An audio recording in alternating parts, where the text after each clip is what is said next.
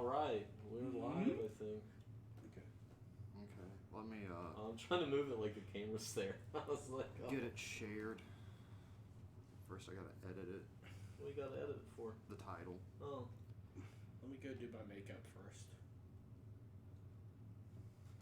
Hey, I could get you looking glamorous. It'll be the first time I got makeup put on me here, actually. Oh, yeah. Believable. Yeah. Yeah. It's funky. Yeah. Turn it off now, because we'll get pulled for copyright. Demonetized. It's Yeah, like, We're not fucking monetized, nor will we ever be. don't monetize You don't think you, so? just demonetize you. Too many fuck words. It's a good thing about YouTube, though. They will let you say, like, fuck, but you can't say, like... If you say Nazi one time, it's over. Or if you, No. like, bring out... It's over.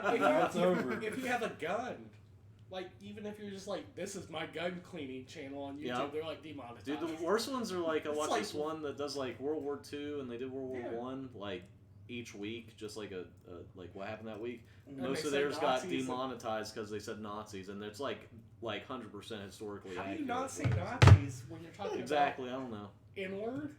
Would that, like, like what you just The had? German N-word. That's World War what it II is. The other day, documentary about those We damn N-words. Like, Adolf Hitler. You're trying to take over the world. we were trying to Kill say... the J words. We were trying to It's say bad. rural. Rural. And I said the real hard R. The real hard. It is, actually. It's one of the hardest words to pronounce. Rural? Rural. Rural. Rural. Squirrel. French people saying squirrel. That video. German people are Squirrel. bad at saying squirrel too. That thing down Squirrel. there. Squirrel? Feed the squirrels. I'm gonna feed the squares. Okay, I think we're live. We're doing it. Yeah. Doing it live. Scrolls. This is episode, a number that I'm not sure of. 39. 39. 30. Yeah. We've been doing Nice. this for 39 weeks. Yeah. You could have had a baby in this time. Yeah, see, hopefully somebody liked it the first time and they're going to name their kid Real or What something. if Somebody somebody made got to the first episode Yeah, this would be and good. have had their baby by now? Who was the first? It was Colin, Chris, and Matt. Yeah, Yeah, that's some Kat's about to good have a people. baby. Good people to have a baby to, if you ask me. But You were judging. we had a good time. Was that the Chris first was like throwing actual up. one Yeah, on Chris was throwing up and stuff. the, Was that the first one on the internet? Cause did you guys do it? No, No. we went live on Facebook for the first Went week. live. Fuck it, did a You live. didn't do dude. it before that at Nope. all. Okay. Today we have some questions that we came up with. Had some ideas. Had some replacements. We have Luke over here. Hi, Yeah, he's over there. I think I pointed at Matt. So I'm a person they're all Matt. We got Corey. doing things. He's waving, and then we have Matt. Matt's the house champion, pretty much. Corey, you'll see his style, and Luke, he's a competitor. He competes, so it should be down to I bet Matt and Luke, but we'll see how it goes. Thanks I'm for- a judge, and then we thanks have for another introducing judge. me. I forget about the judges. We're off camera, but we can see this is Caitlin. I'm Rainer. Here's my hand. I'm in these sometimes too. But we'll go ahead and get started here. I think I need to just click that.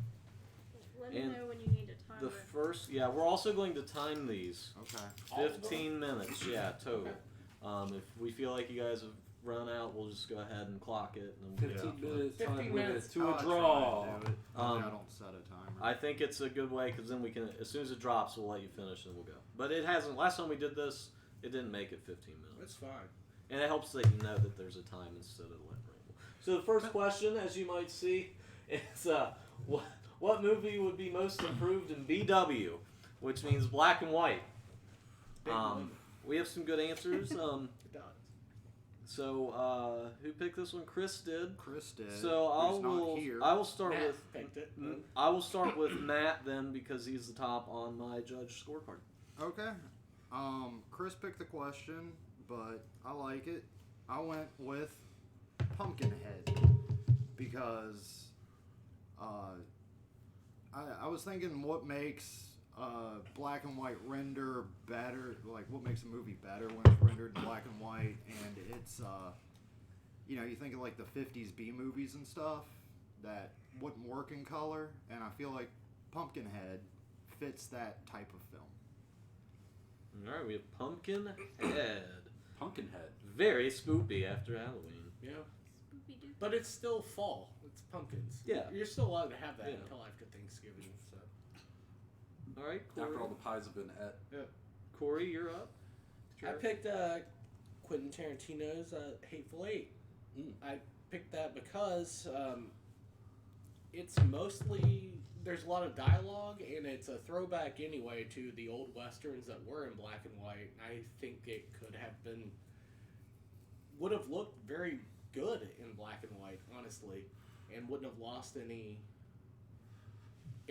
that some other like action movie or whatever you're going to put in there, like a horror movie where you have to see like red blood and stuff. I think it would have worked very well in black and white. I don't think it would have really changed the movie at all. Okay, Hateful Eight, Tarantino Western epic. It's a pretty good movie. I liked It is. I didn't realize it was 3.5 hours long. when I started. didn't either, but I didn't after I It's watched okay. it either. So we're up Have to you seen the two-parter that they made for Netflix? with the extended version. I Yeah. haven't watched that one. It's pretty good. That's the one that I So watched. Luke, we got your answer. Then we'll start Yeah. start debating. Yeah, my answer is the Scorsese classic, Taxi Driver. And the reason I chose it is because it's essentially just like a fucked up noir anyways. And I feel like the black and white would also have a story purpose because it kind of would also kind of depict how Travis Bickle sort of sees the world as like, you know, this crime-ridden trash or good people. And there's no in between. It's all Madonna whore to him. So, yeah. Is he going to fight now? Go. So, Corey, you flat out said that your movie would be exactly the same either way. So, I don't see a reason to take the time to Yeah. desaturate it and all that. Yeah. I think it could have been better.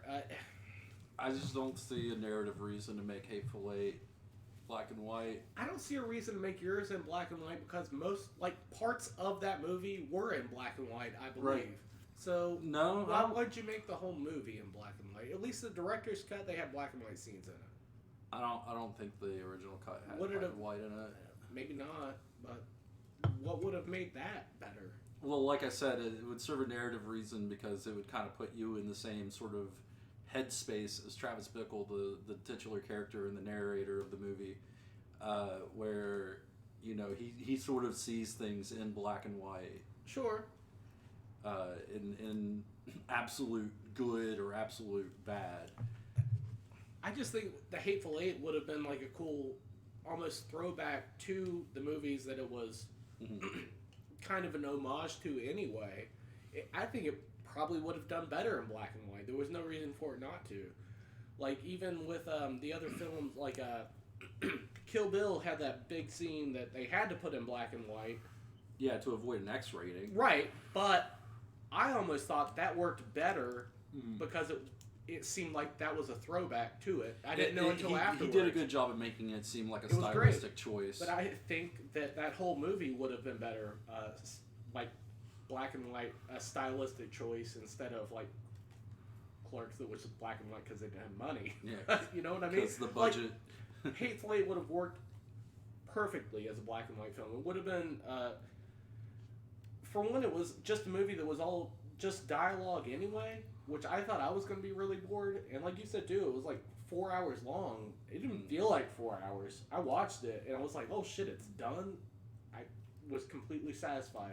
I think I would have been just as satisfied. It was a good movie, but or it felt maybe like better. 4 hours to me. I didn't think so at all. I was still gripping my fucking seat, and I think that would have been a perfect movie to do black and white. Some of those scenes, like with the when they're walking out in the snow and shit, they look.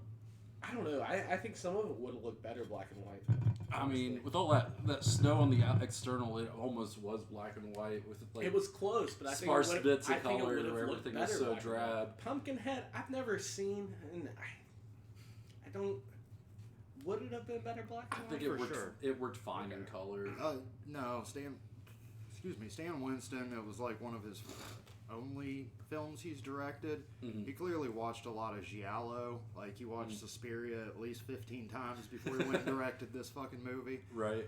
The way he's playing with the blues and the reds worked for Argento, but he didn't understand why they worked. Right. And so it's very jarring. One scene's blue, one scene's red, and it's like, it doesn't make any fucking sense. With this, But it's that- They just probably wanted different to put it in, shades like- of gray. But that And that kind of seemed like the way the style of like the late 80s, early 90s like VHS horror anyway. It doesn't make it good. This makes it better. Yeah, but it was cool. Just because because it's the style at the time I just- doesn't yeah. mean it Kind of works. I don't know if it's like a Um, horror movie. It's like slasher. Yeah. No, it's a It's creature similar. feature, and that's Yeah. another big thing about it too. Is the monster in color doesn't look that great, but if you make the monster black and white, where more of it like blends into the background more and stuff like that. I really enjoy the look of a nice rubber monster in Yeah, color. I mean, I like it in color better sometimes. But do you? When's the last time you saw a fucking black and white rubber monster? Like, I mean, you- I go like back watching, and watch like- Godzilla movies all the I time. watch Twilight Zone all the fucking time. and the if old you ones. colorize those Godzilla movies, Hey, man. they And that- the don't 70s work. Godzilla movies Yeah, are pretty ace. yeah. I'm just saying, I'm they're just- silly and stupid and fun, and the monster still I looks mean, great. even some of the Hitchcock stuff, like even when they redid the birds in color, like Technicolor and stuff, it kind of looks better. No, the Turnerized Hitchcock movies were pretty horrible. I still like the one that I wouldn't want to watch your movie anyway, even in color or not in color. I don't know. Lance Henriksen's it just pretty doesn't sound strong like in that it. movie. Well, you don't like the genre. I like creature features. No. You don't know me that well at all, Lou. I don't even know who you are after you shaved. Who is this person? That's aside from the argument, though. But I think Taxi Driver is clearly the strongest argument here because, like I said, Is it? It's not. Yeah. It's not. No, there are so many there are scenes multiple in reasons. So it's it fits the style of the movie and it being a hard noir movie, and two, it fits it like narratively. It definitely fits in that black and white. There are so mindset. many perfect scenes in that movie that needed to be shot in color, like Okay. having the yellow taxi cab, having like the weird red fucking porno movie theater that he goes in, having those things that Scorsese did so well. Like even the last scene at the end, if I could have a picture that was framed, like a still frame of a movie, I it would think be that that- with like that the blood shot running would- down his face. It would. So I've seen that- it in black that and white, would and it be a- doesn't look as good. that would be a start. And have it- seen it in black and white. I've seen stills of that in black Okay. and white. That one scene. I'm saying the image is just as iconic in black and and white. it's not. It's not. It's If the question having was, Harvey Keitel's little pink nail, like Mhm. there were so many things in that were so much so focused. they on could the have made it a colors. black nail. It like, wouldn't have worked as well. It didn't look. It wouldn't have looked as good. It would Like look having just that as little good. girl's room, so much red. There was so much red in that movie, and red was symbolism in that movie. Even with the little buttons and shit like that they put on people.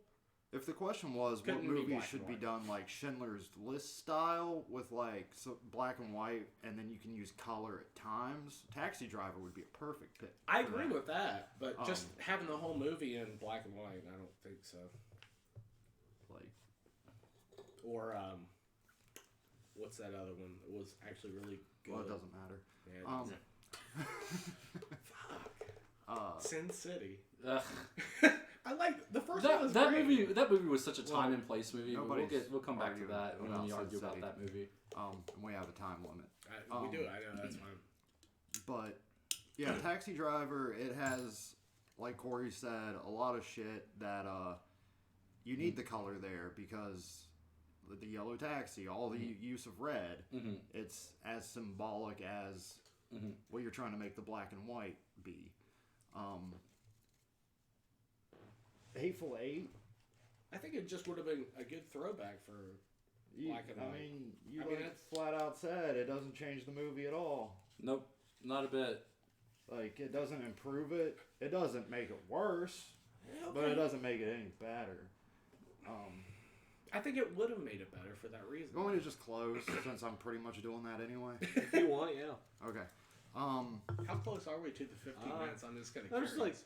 like 7 left. You're all right. You have more to say? I can wait. Serve 6 minutes of silence. I mean, again, like, what would make yours better by being in black and white, I guess? The color doesn't take you out of the movie as much as it does with the, like it's an interior shot and it's lit blue and now it's an I'm sorry, I got that backwards. It's an interior shot. I wish and I it's lit had red. seen this movie. And then they go outside and it's just blue and it's like, is this a fucking 3D movie? Like, am I Well, that's supposed what I to was gonna have the ask blue for, and like, red the glasses? blue and red glasses, yeah. But it's not. It's really jarring.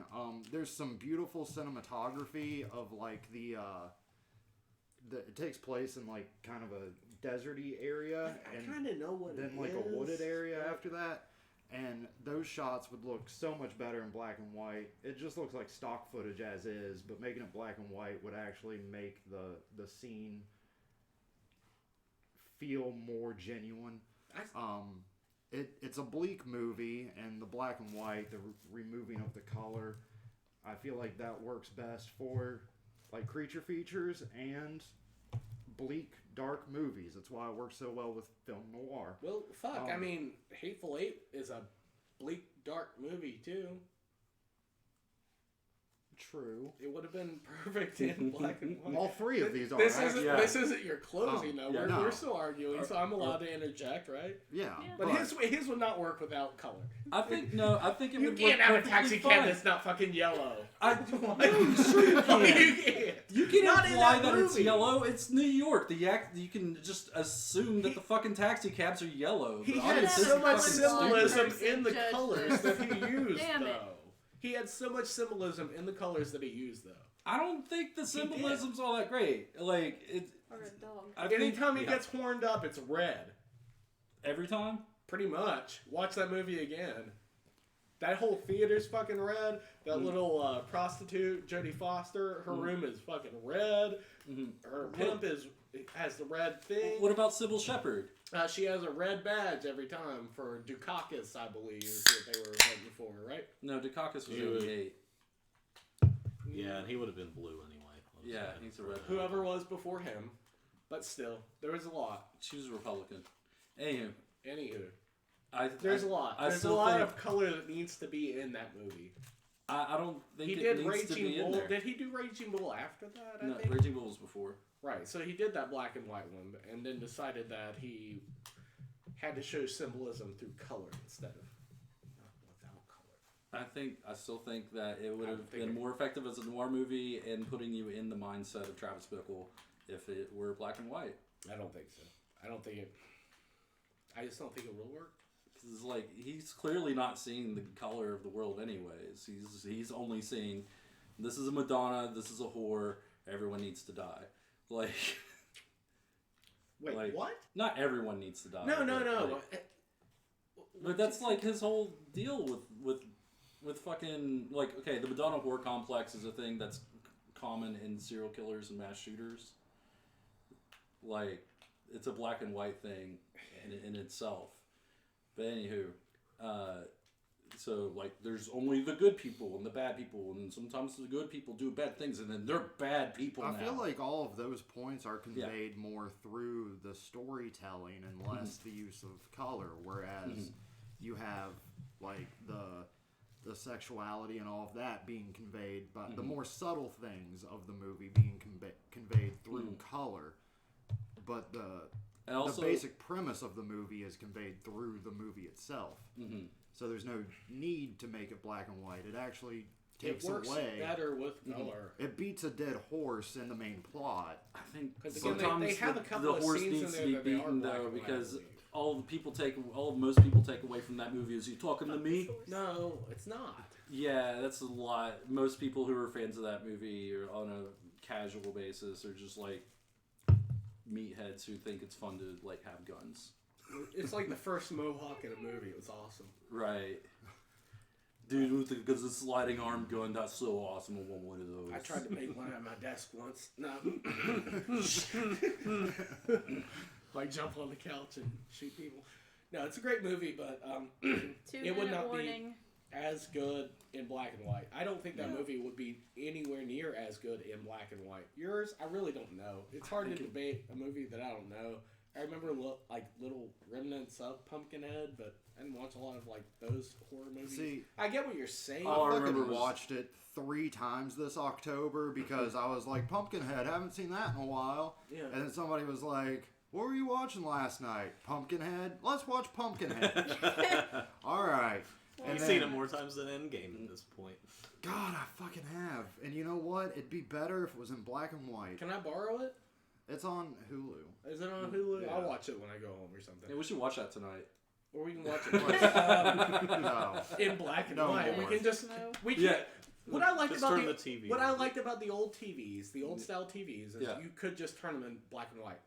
Yeah. Yeah. You can't do that anymore. You probably can. There's probably Yeah. a setting on there. You can do it through I the settings, still but- think that I I think yours is a terrible choice. What? Are we going to turn this into? as opposed to Hateful Eight, which is Yeah, it's close enough. literally going to change nothing about the movie at all.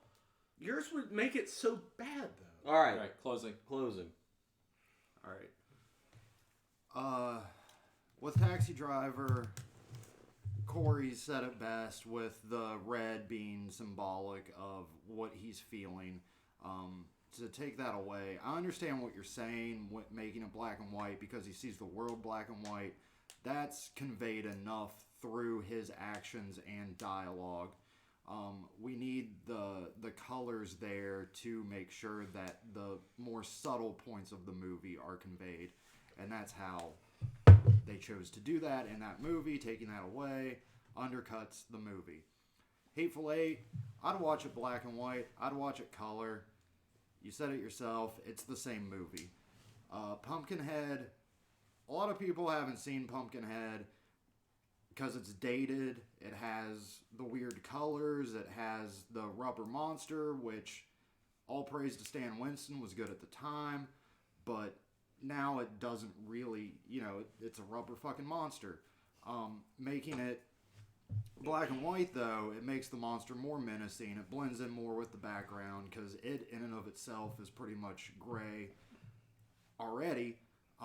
So that and a blue or red background is just fucking distracting. But that and a black, white, gray, anywhere in between, it blends in more. It's more menacing. It's more of a fear of the unknown instead of just this sore thumb in a red light. Pumpkinhead, I'd watch it a fucking 4th time in a month if we were watching it in black and white. Yeah, I think it's the better answer. Go ahead. All right, Corey. I really don't have a way to compare it to Pumpkinhead because I haven't seen it, but you're just saying like the colors in your movie were shitty when it came out, so you wanted to put it in black and white so it would make the movie better. I don't know. I think mine would actually benefit from being in black and white, just again as an homage, and I think it could have been even what you guys are saying. You'd watch it regardless. That was a kind of a weird movie. That was one that I had a hard time even starting to watch because I love Quentin Tarantino movies, but at the same time I have a really short attention span. I knew there wasn't supposed to be like a whole lot of action in that. It wasn't like the same thing that he had, and it was like 4 fucking hours long. And I watched it and it felt like 2 hours long. But I think if it would have been done in black and white, it would have been, again, a better homage to the movies that he was doing that for, like the old westerns and stuff like that, which that movie did really well anyway. With Luke's Jim's, Jim, yours could not have been done in black and white. Like, not the whole movie. I don't think so. I think there's too much symbolism in that movie with color, with the colors in that movie, that it wouldn't have worked. Mm-hmm. I mean, I think mine's the best choice just because it would have been still a better movie than Pumpkinhead, I am assuming. Is Hateful Eight in general better than Pumpkinhead? Am I allowed to respond? I'll just No, just I'm just gonna go say- ahead. I've never seen Pumpkin. I'm gonna say yes. I'm just gonna say, so even Let's if say yes, even it's if already a even better if movie. it's the same movie in black and white as it was in color, it would have been awesome in black and white too, and we would have still watched it, and no one would have been less entertained, and it would have been great. All right, Luke. All right, so first of all, Hateful Eight is still going to be Hateful Eight, black and white or in color. Pumpkinhead is still going to be a mediocre early '90s creature feature in black and white or in color. I think that, given that the subtlety of the colors in the story, and a lot of the innuendos or subtext of the movie is lost on the audience in large anyways, I think that, the black and white would do a better telling of, there is something off with this character. He only sees the world in a certain way, and that is not correct. And I think that's the point he was trying to get across with Travis Bickle. This is a damaged person who sees the world in a damaged way, and that doesn't really come across to the audience at large. We see this as evidence in a lot of the fetishists that have popped up around movies like that, and your Dark Knight fans and what have you. They would ignore that subtlety of storytelling anyways, so it really wouldn't ruin the color, the lack of color wouldn't ruin it. And also Scorsese as a director would direct around that and find other ways of getting those points across. All right. Those are some good answers. Caitlin, I'll let you I think it was say all what you fair. need to first. Um, If she can find her notes, she took a lot, apparently. Not really. It's like Matt's I do feel like I'm sitting in Highlander. the Highlander. therapist pose right now, though. Highlander pitch. I don't think I was there for that. No, was I? no. What do you I got? saw it. I do agree with Matt and Corey on the symbolism of color for Taxi Driver. I see that. The red being the passion and sexual drive. I understand that. And something like a taxi, you think of yellow. So that might be kind of a Right. blunt thing. That's a for me to given, say. though. I know, but still, you think, oh, yellow. You think of all these colors. So that's really all I drew from that. But also that if you take something that was made, or like you, trying to think how to word this. Like, if you go back and colorize something that was already black and white, it can look really shitty. You have that advantage with, something already colored, though, that looks like shit. Might not look so shitty if it's black and white. Like a rubber monster. Might not look so terrible. Yeah, I'm gonna have to kick Corey out of this one just because I wrote shot self and foot because you said it was the same. You didn't say it was better. You could have even, I would have given you credit if you said it'd be worse at one point because you literally said nothing changes about it. Yeah. I liked your point when you said the snow. It kind of is like black and white, and everything's really dark already, so you can kind of see this black and white. And I get what you're saying. I think it'd look great in black and white. I honestly think it would be almost better because you brought in the dialogue and all that, but you never said that it would be better. And I hate that. And I think a lot of the cinematography of just the shots of the mountains and stuff, that needs the color, and it kind of helps with the aspect and stuff. I'll go to Matt. So it's down to Matt and Luke for me. Luke, I think you defended yourself real well, and your point of just seeing it because he is the narrator of the story, it is black and white, and that would change the whole feel of it. I was hoping somebody say you guys kept saying red, it symbolizes this, and you need the blood and stuff like that. And all I kept saying is American Psycho, or no, not American, just Psycho, where she gets stabbed in the shower, and you just see this splash of dark color. You know what blood is going to You be. went on about the blood. Yeah, you know that's going to be there. That's not going to do that. I like how you defended yourself. You can assume a taxi's yellow. That's not. Nobody's going to be like, well, fuck, that's a gray taxi. I'm out of it. I would. No. Matt's. I liked yours. I don't know Pumpkinhead. I do like how you said, oh, it would look more like a 50s B movie as you want it to be, as most like creature features and stuff kind of always are, depending on like the budget pretty much and who's making it, studio. Some of the things that like you said that he must have watched what's that guy's name? Argento, and he was using this blue and red. I feel like maybe he wanted to just throw that as an homage to it. So like I don't think that would It's way too much. throw me out of this. I think especially with 80s movies and stuff, like that's kind of where like effects kind of just like it was either bad or it was great for the time, and usually it's pretty not. You can tell it's cheap.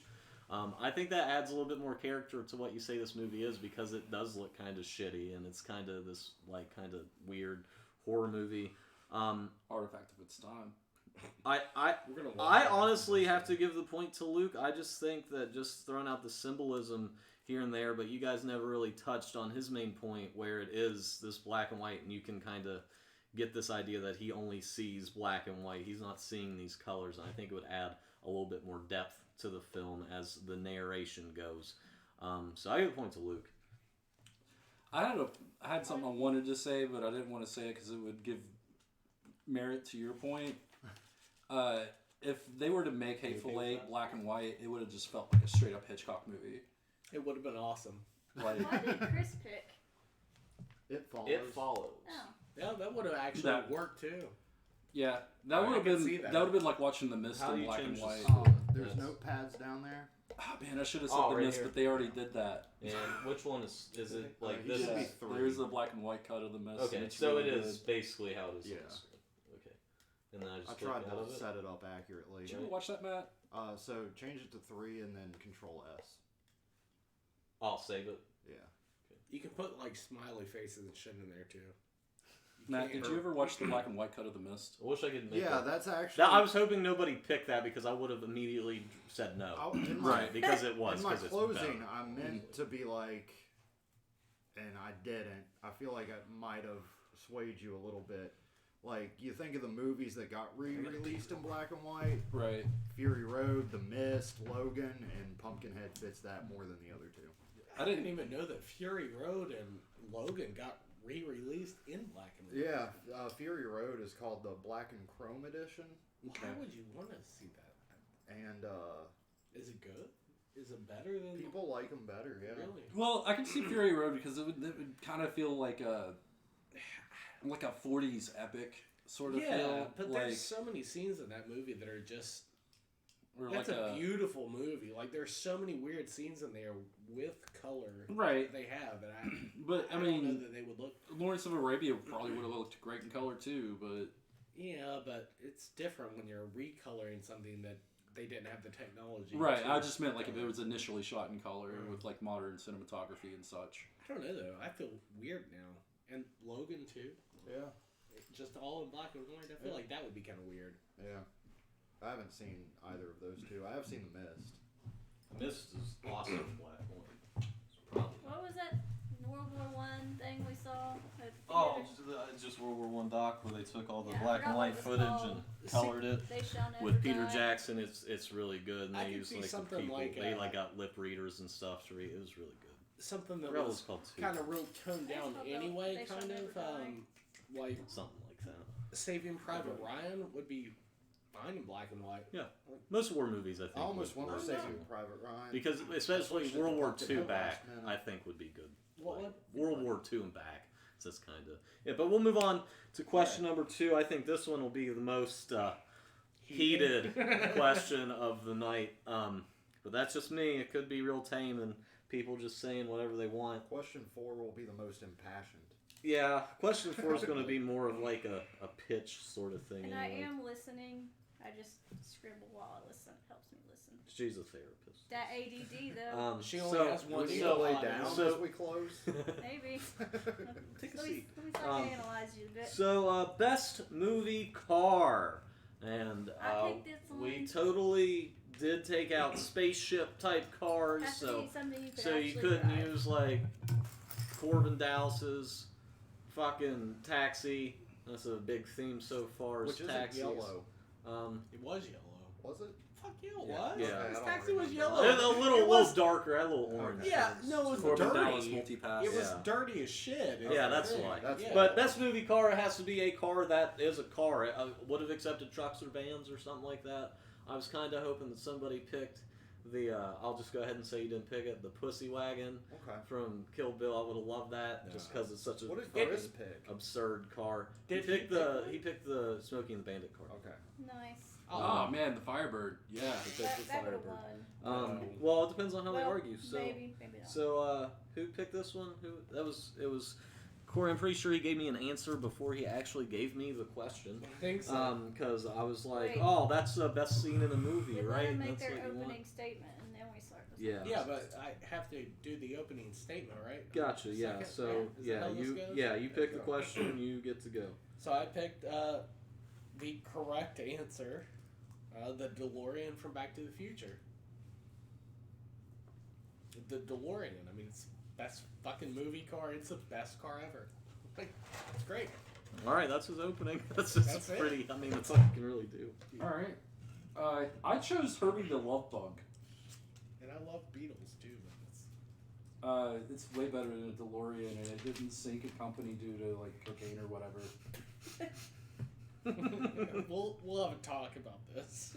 And Matt, what was your pick? I went with the '89 Batmobile. 89, the classic, pretty much. From the first one? Yeah, Batman '89. And those are the best movie cars we're talking about tonight, Oh shit. All boys right. and girls. So go ahead, let's hear her out. So my car has feelings and is sentient. My car can go back in time, motherfucker. So So- can it defend you in a fight I actually Yeah, had. it could defend you before the fight of happened. its own volition? If you're in a Why fight, would you you know want what a you car? want? The '89 Batmobile. No, that thing was a piece of shit. It really wasn't. What? Was that the one that had like the grappling hook that went up the wall? And Fuck shit? yeah, it was. Yeah. Yeah. Mine could fly. That thing's too It big. can't fly. Mine It has a fucking nice flew. compact The profile. DeLorean? Oh, It you're has a talking nice about when compact it went profile. to the future. It has a cute little beep Yeah. beep whenever when it's talking Dude, to you. I love bugs too, and It's just beep beep. what you and were then saying know it's about happy the or actual, sad or like the actual whatever. cars too. You were talking about like this cocaine thing. Mine's the best car too because it pulled. Yours didn't. Yours was just a car. Like your. No, it's No, not just no, a no, car. no, no. It's Herbie the fucking Love Bug, But I'm man. saying like the movie, the car in itself in the movie didn't. He brings people together. It didn't inspire anybody to do anything outside that movie. He inspired people to love. All right, so my car in real life was a piece of shit. Okay, was, but that movie brought that car back to life to where now they're worth a hell of a lot of money if you can find a good one. Beatles are still not. I can go buy one. You know for what's worth a lot of 400 money? bucks. The original '89 Batmobile. It's probably not because it was based on probably like a Pontiac piece They of only shit. made like And- 3 of them, and they wrecked and one they were of them. plastic and like. Would you? I'm sure Jerry Lawler owns one of them. Mine was the DeLorean 2 was just a really smart choice in a car for a time machine. Like when Doc Brown said it, he's like, you have to do a style. But if you actually think of the what a time machine should be, especially with the electricity aspects of it, My car. no, it Well, wouldn't the just. Eldorado and the Monte Okay, Carlo. so here's what I'm trying to get at is. and it brings people The together. DeLorean didn't have paint. It was stainless steel, which makes a perfect Faraday cage for electricity, which happens a lot in that movie. Have you ever seen a car get zapped by electricity? You're usually fine, but it rips the fucking paint off. In a DeLorean, you could fucking zap that shit all day. 'Cause it's not It was painted. a great idea. It's such a shitty car. It didn't It's even made bother out of- painting it. It's made out of They didn't even bother painting the thing. It's made out of So, stainless fucking steel. Here's a fact someone told me. I don't know. I And don't the- know that quite if Batmobile it's kind of true. sucked. It looked goofy To, as to hell. time travel with the DeLorean, you got to reach speeds of 88 miles per hour, and they It- top out at 85. It's not true. It's not true. They did go faster than they hit Okay. 88. Okay. Also, And also, I don't want to. my car doesn't need to generate 1.21 gigawatts of power to be fucking special. Well, I would like mine too, Do you have a car, Jim? Would you want to drive a Beetle? I would love to drive one. I would love to drive But would a you Beetle. want to drive one that talks to you every fucking day? Yeah, Is it'd be my emotional? best friend. God. It would help me find a lover. This car helps people find love. Dude, I don't want to get in my car every day. I want to get in my car every day and drive 50 fucking miles to Charleston and work, and I don't want to be bitched at by my fucking car. If you Well, wreck, treat your car right.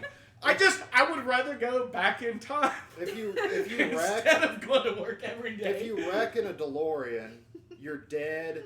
No! And you're out a shit ton of money. No! No, that fucking power core is going to fucking explode, and you're going to have a nuke on your hand. Yeah. Oh, It especially depends unless if you the Model 2. Okay, so the all, Model 2 DeLorean especially. all if you you- have to do in the DeLorean is hit 88 miles per hour before you crash, and then you can just fix it. yeah, that's a big if. Oh, If, you can. if you wreck in Herbie the Love Bug, you're dead and you've lost your best friend.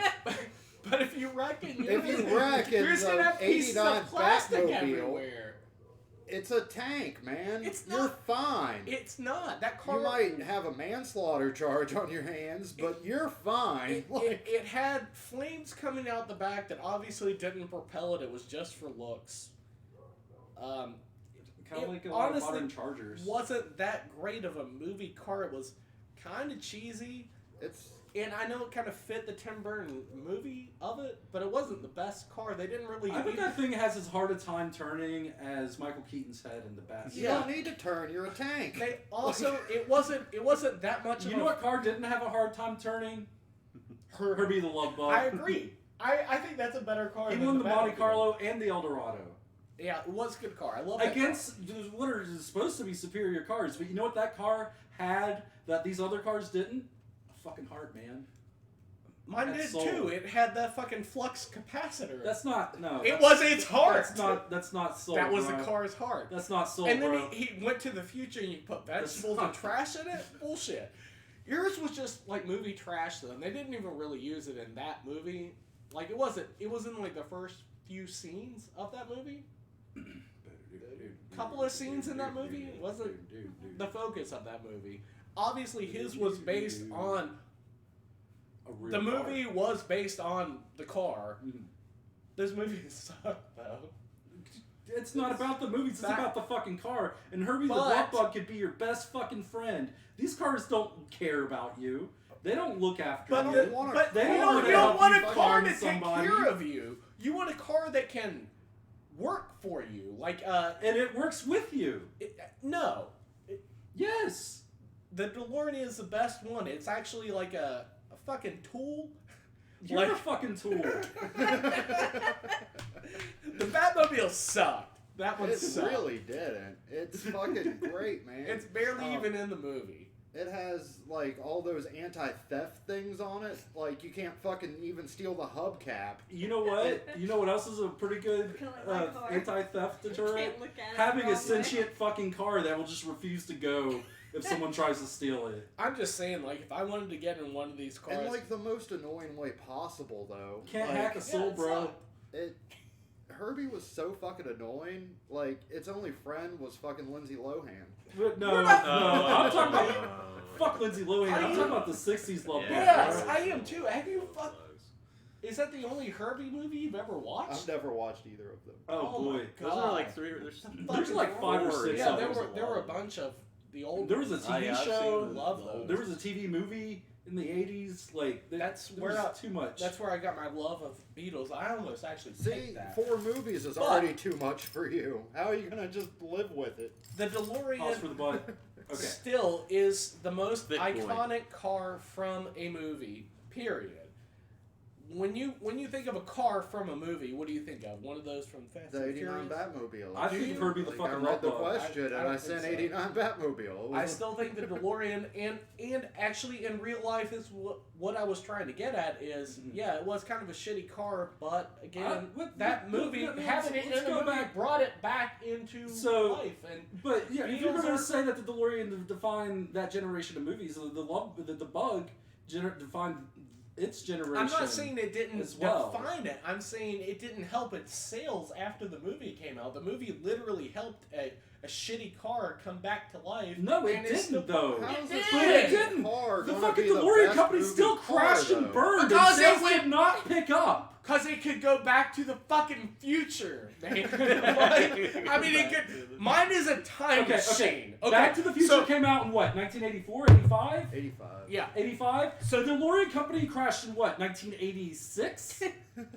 Right. So your point is null and fucking void. It Look. didn't resurrect the brand. Look at them now. For a year. Look at them now. Okay, it's a fucking shitty collector car now. How You much? know what else how much is- is a Beetle? You know what It's else is a hot Herbie. collector's car for 2019? Probably be. 60s ass Beetles. Yeah. People and love buying the fucking they're like- beater ass Beetles, they're like- and they're they're- easier they're to like get than their shitty $4,000. DeLoreans. You know what's easier to get? is If- not a Batmobile from 1989. according to It's you- made out, it's made out of plastic according- and foam. It's like Are we saying like the car in real life, or are we saying the car in the movie? Like the car in the movie. Okay, What so I- So what- it's not. It's bulletproof. All right. What have you seen? Bulletproof plastic and foam. all right. So if we're gonna put it back into what the car did in the movie, I'm just I'll gonna go say back this. to that. Yours helped Lindsay Lohan. Unmanned. I saw that. No, Okay, but okay, it did. That car drove I'm the just gonna race. say this: unmanned, with no driver. That's, Herbie can kick the Batmobile's ass. No. I think so too. Without a driver, Unmanned. yeah. Without a driver, I think so. It has a direct line to Alfred. Alfred can control the fucking thing. Yeah, but that's not the same. That's still I mean, being driven Doc by a Brown person. could probably control the thing. He didn't in the movies, but that I mean, that car in the movie, the DeLorean, still ran that whole fucking thing. How, I mean, how the fuck is Herbie gonna beat the Batmobile? He's gonna what? Wreck into it, and it's fucking bulletproof. It is indestructible. Pop the tires. They're bulletproof. They're indestructible. okay, so Herbie, I still Dio agrees with me. I think the DeLorean, for one, we could go back in time and kill the people that made either of these cars, for one, with the DeLorean. We could. Do you know what it took for Doc Brown to get enough plutonium to like? He had to die for this car. Right, Yeah. but then the He car had- saved him. He had the no. I mean, Marty saved Marty him, saved but him, using that car. But you know, So many You know what times. car has saved a life without being driven by a precocious teenager?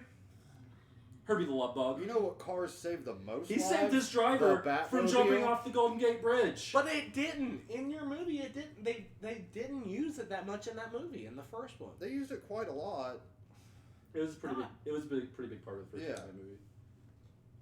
I haven't seen the first Batman movie in a long time. And if you want to Neither get into have I. like Remember sales Batmobile and being stuff, in I it a bet lot. this sold way more models than any of the others, and Hot Wheels and shit like that. Oh It no! was man. No. I had a Micro Machines. You remember those? I had the like little one? 15 variations of the '89 Batmobile. Like, Yeah, but I had Something I had an years. original DeLorean and a DeLorean Back to the Future one in Micro Machines.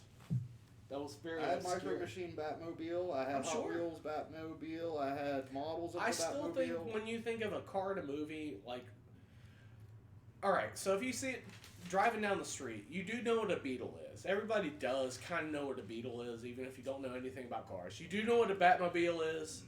Can I roll this in my closing? Shit. Does anybody else want to argue? Or How go long? to- How much there's- longer do there's we have? We Three, can argue more. 3 minutes. Let's 3 roll in the minutes. closing. Well, we'll go. Yeah, I think. Yeah, that's fine. I think we've. Yeah. It's Yeah, all. just It's all forget each other. circling back now. So closing to Corey. What I was saying is, like, when you see a Beetle, even if you don't know anything about cars at all, you know what it is. It's just a fucking Beetle. It's a bug, boy. I love him.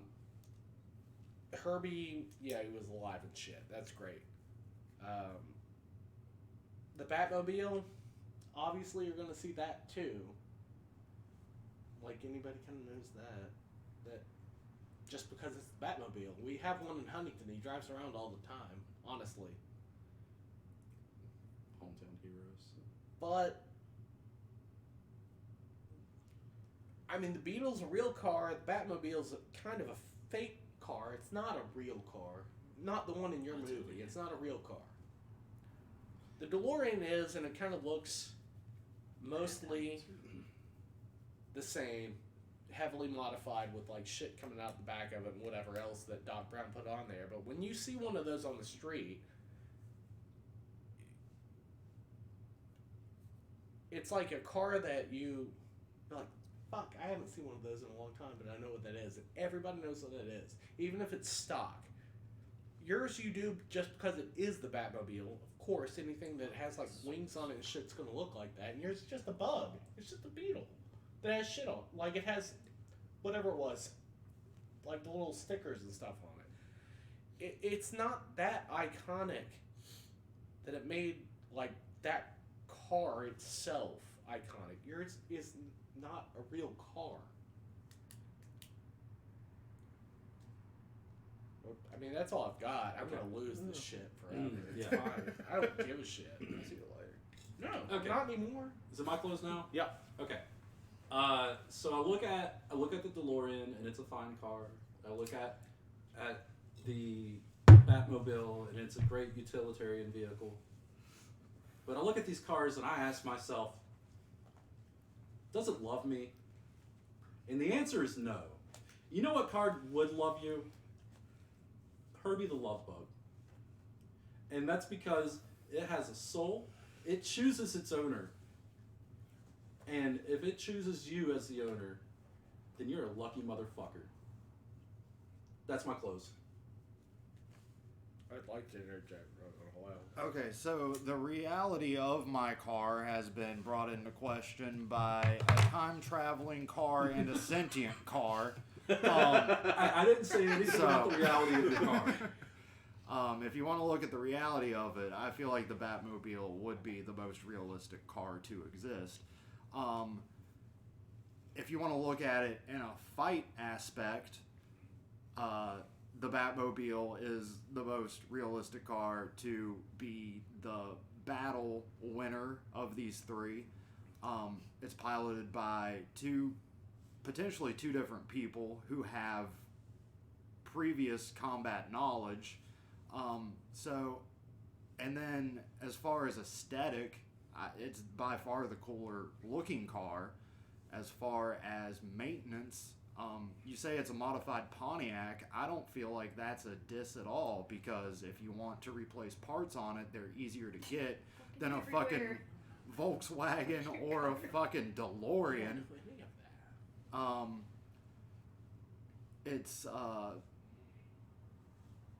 the anti-theft alone is one of the best features in a car. Like, nobody can come. Like, Gotham is a terrible fucking place filled with thieves, and you It's can't like the even. West End. Yeah. You can't even get a hubcap off this thing without getting like a shock. It's just the best car. You can have it pick you up. It's like your own chauffeur. It has autopilot, which I feel like being able to just turn that on and have it take you wherever is better than needing to like coddle its feelings, so it'll do it for you. Let's say you're not Herbie's original owner and you go to buy Herbie. Maybe he doesn't like you, and now you just bought a fucking Volkswagen that won't even run. They won't anyway. So, Would you want to sell Batmobile. a car that loves you? No matter how you slice it, best movie car. All right. So, what do you have to say? Well, actually, I'll fact check real quick. Because I did 2 fact checks. Hot Wheels cars. I looked up the best or top, most sought after Hot Wheels. It can only top, be there the was, 89 there one, was though. It there can was only be that no one, though. no top selling fact, but none of the cars that are the most sought after are a Batmobile, DeLorean, or anything like that. So that's out the window. DeLorean facts on their company. Check this out. Was defunct in 1982. Oh. The movies came out 85, 89, and 90. The current DeLorean company started in 1995 because some guy was like, man, I think a lot of people might want these cars. So he bought the rights to it, the parts, all that stuff he owned. It's all under one company name. You only get it one place unless you go to like a junkyard. So that may have been because of the movie. I didn't say it was or wasn't, but the DeLorean Company is a new company. It's the same company, just under new ownership with the name since 1995. Those are my facts that I could find. Okay. I always feel like I never have the right things to say. No, say whatever. That's the best part about I mean, judging. there's pros and cons to everybody. Everyone argued very well. I could go back in time. I mean, Mine won more races. yeah, with Herbie, I see the point. I mean, if you want a friend in your car, awesome. But if you're like me, that's like, damn, that's one more person's feelings I have to worry about. And I have to count on this motherfucker to get me to work. Like, Right. so give or take, depends on how you feel about What feelings. if Herbie's on her period that day? There are also, just because I have it, 6 Herbie movies. So. Wow. Yeah, Okay. there's been a lot. The DeLorean, I mean, you could fucking time travel, but good luck. I mean, walking into AutoZone being like, hey, I need brake pads for a fucking DeLorean. They're Why gonna is be that like, brake pads? ha ha ha. Really?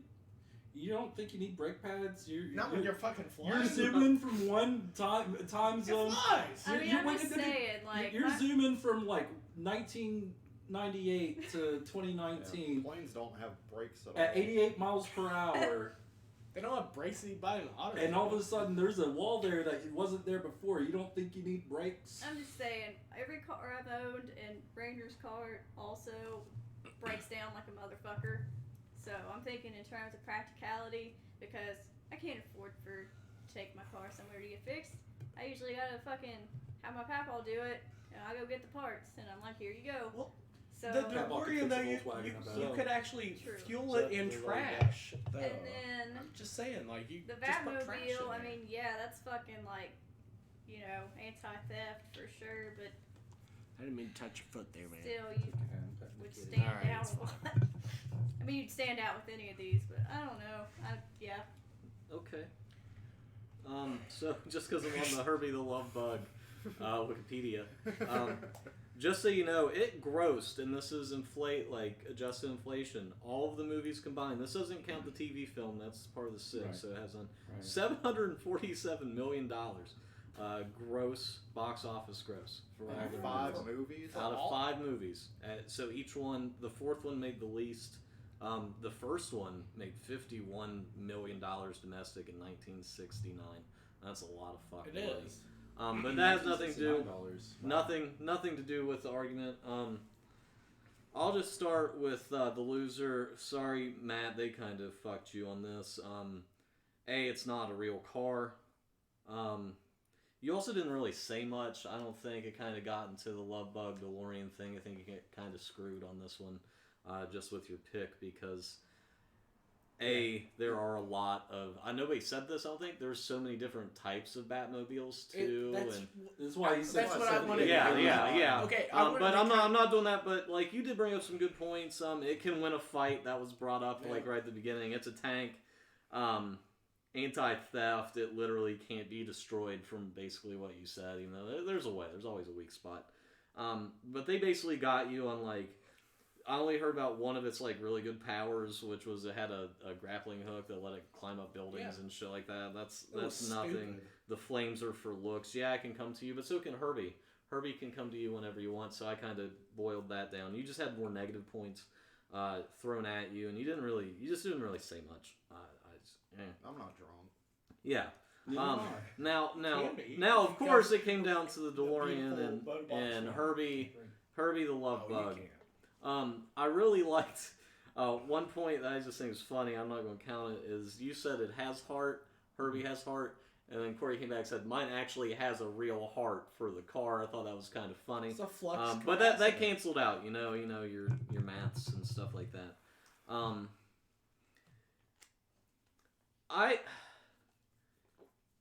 I kind of kept going back to the point, and it kept getting brought up by Corey, and I think it helped him. I'm actually going to point to Corey on this one. I'm with the- with the DeLorean is that when I you see a want this DeLorean, Jean you jacket. think of Back to the Future. You think that that's it. So in my mind, that makes it the best movie car because anybody sees a DeLorean automatically and you thinks know what it is. that. You know what it's going to do. You know if it gets 88, it's going to go fucking time travel You know and what stuff it like is, that. even if it's stock or if it looks When like I grew up, though, when I saw Love Bug, and I still do, I just think of Herbie, and I think of its 53 number on it with the pinstripe and whatnot, and the cream kind of white. I want. But not everybody, especially now, like, it's not a thing, but everybody knows what a DeLorean is when they see it. Still. Or they can immediately ask somebody, what is that? And they'll be like, oh, have you never seen Back to the Future? I like the stainless steel thing, too, that if it gets struck by lightning, the electricity for it, like, that's awesome. Crash that motherfucker. There ain't Well, gonna be if you go another fast car enough, left. if you go fast enough, you won't crash it. You'll just go back in I have time real facts about and the figure real it car. out. I did write. Corey said car's a tool, and then rebutted. Corey's a tool. I thought that was really just funny, but it didn't. That was purely for comedy. Yeah, it didn't help the argument. I really liked you guys' argument. I liked the passion, That was a especially good- your passion with this. But I had to give it to Corey. I think he just brought up the point about when you see it out and about that, and the fact that he kept saying that you guys kept saying it like ruined the company. It totally didn't. No, I didn't say it ruined the company. It didn't help it. I'm saying it didn't save the company like he It was already, saying. but it was I already didn't- ruined. It was already but ruined. I'm not and using then that. It came, But he kept saying it, and I have to like kind of give him that point too. The 85 miles an hour thing as a top out speed. Yeah, it can go downhill, go a little faster. it had like a it shitty it can do that. V6. So the DeLorean wins on this one. I really love the Herbie the Love Bug. I was looking for the Ferris Bueller's Day Off I almost went with the Ecto car one. because I think that's the best car. Period. Because it doesn't have any powers. It's just a fucking car that looks great, and somebody steals it, but that's just me. That would have been my answer. I think Ecto 1 would have been a good one too. Ecto 1 would have been good. Yeah, I'm surprised um, somebody didn't pick. I also that. wish somebody picked the sheepdog car from Dumb and Dumber because it's not the best car, but like if The you green- know that's the car from Dumb and The Dumber. green It's fucking Buick. I know Chris I was gonna say almost went with the Green Goblin truck from Maximum Overdrive. That's that pretty would've been iconic. cool. I Yeah. almost went with the family truckster from Vacation in Metallic P. There's a lot of good ones. I looked up the The most green Buick from iconic Evil Dead. movie cars too. True. The number one iconic based on Google, if you just Google it, Is the is DeLorean. Smokey and the Bandit, of course. Second And then is- Gone in 60 Seconds, but that's more of like a lot of cars, I The guess. Shelby Mustang. GT. There's- But they have the Shelby. one they The want. Shelby. The Yeah. Love GT Bug is 500. third. It was the third Really? one. It was the third Where's one. the DeLorean, Straight up. man? DeLorean is 10th. Really? It's after the Griswolds. Well, It's after American Graffiti. Is that what's his face? That's another Shelby, isn't it? Yeah, I don't know. isn't it Harrison Ford? Doesn't he drive that American Graffiti? No, that's Fast Times at Ridgemont High. Yeah. No, American Graffiti. It's I have think, American Graffiti. I think haven't Harrison watched it Ford yet, is the though. one. Haven't either. His car. You probably want to use the bathroom upstairs. It's just straight, like once you get up the stairs. About the Red The Dragon seat's from kind of old wonky. school. Sorry. Um, By I'll, wonky, I mean, I'll it's hover. It's there are not also technically attached. any James Okay. Bond Aston Martin would I have thought been a only good attached by, choice. like, I thought one about those screw two. home, so That's I he get the tops rest the. of the- I'm he's having just trouble every finding other a new movie. toilet seat to fit it. The actual Thelma and Louise would have been cool, but again, we went with best, and I think we picked the best cars, not just a car. the James Bond, which people will probably not agree Which with one though? this, The but Aston Martin, the BMW. No, It's gotta be the I- Aston Martin. I was It's gonna gotta be say the original no. one, the little If I cool would have sporty said the one. best one, Or the one in Casino Royale. That was pretty good. I would. If I would have said the best one out of a James Bond car, would have been that 4-door BMW A8 series that he had. It was just like a sedan. What's that? It was in like the first. Is that from like the Roger Moore run? No, this was from Pierce Brosnan. It was Oh, okay. his second one. First scene of it, he crashes it right through a building and blows it up. But that car had so much shit on it that was so cool. Like Q gave him like a little iPhone thing that he could actually control the car. It had missiles and shit. It had like shocking stuff, like people were trying to break into it. And Oh, like a certain car from And it just looked late like- 80s it looked like a. in a film directed by It Tim was. Burton. But it just looked like a regular car. It was like such the boring car, and that's why he that was kind of the shtick of that original, like that scene, that first scene in the movie, that he was like, I don't like this cute. Almost threw a cat at you, by the way. I don't care. But he's so chill right now. I didn't want to disturb him. He probably is so chill, just land. Just Yeah, he would just lay in your lap then. I don't want it. So that was a good question. Wait on Caitlin real quick for the next one. I will go ahead and put it up on the screen. What is the next question? It is best movie musical. Oh God. I've been wanting this question. I've been wanting this question for a long time. I've seen. I wish it was just like Broadway musicals because I've seen a lot of those just in my day. God. And the correct answer is Cats.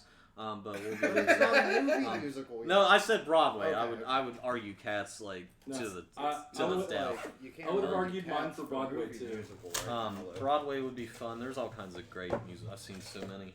Mine's been all of them. But we'll see how this one goes. I think I don't like two answers, but sure I'm mine's the been judge. I'm the judge. Mine's I'm not here probably to one have of them. bias, and so far I've not had any. So it's Here good. comes the judge. Here comes the judge. So once Caitlin gets back, since she actually didn't see the answers, Can I go pee too? yeah. No. Run. Oh, I thought you fell. No, I almost did. Okay. I saw the trash can. I almost fell into that. Ah, You're all right. Have, Very have both far of away. you seen Joker? Yeah. No. You haven't seen that. I won't talk about it. I have a theory. I've not seen Joker. I'm waiting for it to not be in theaters. It was good. I went Tuesday. It's $6 for a movie on Tuesday. I didn't know that, so Yeah. it's not terrible. I liked it a lot. It was good. I don't want to talk about it because I think there's a lot you can immediately just kind Yeah. of spoil with it. It was a good movie.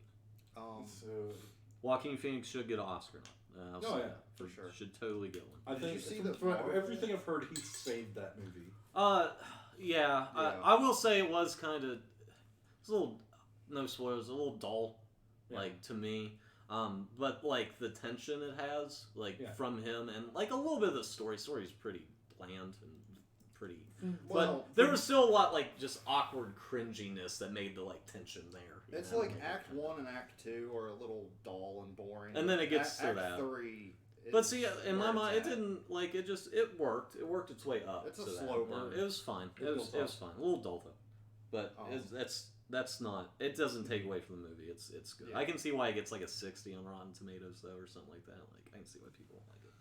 But really good movie. I enjoyed it. And people One that of the- compare who's the better Joker, Fuck them. I think that's something you shouldn't just do in general anyway, because I think the Joker is. Sid so many- Caesar. I think he's more of an enigma. There's so than many anything. ways to Sid Caesar is the best portray Joker. that character. Fight me. Hey, he's better than Jared Leto, Right. and Jared Leto is one of the best actors like possibly around. Wait, who are we talking Joker, just comparing Jokers, I don't think is like the best. Fair. I don't think it's Well, fair. fucking scary, my dudes. Oh, did it come apart in the Yeah. back? Did you fix it? Yeah. Okay, I did that. I once, put the too. tube back in the hole. Oh yeah. I guess that was the right thing to do. Yes. Yeah. Tube Oh, goes well. in the hole. All right. That scared the Yeah. shit out of me. You don't just let it like flood the living room. Okay. Again. Yeah. All right, so we waited for the movie Well, musical thank you. for you. Best movie musical. Luke picked this one. Thank you for picking it. I've been wanting it as a question for a while. Yeah. I appreciate it. Not that you knew that. No bias. for That's that. the one that stuck out to me, so I picked it. So go. It's yours. Collusion. I picked the right answer, which is West Side Story. It's an iconic fucking musical. People think about musicals and it immediately goes to, most people will think of something like some sort of homage to West Side Story. It's the perfect marriage between theater, modern dance, and avant-garde composition. And and every other musical is wrong.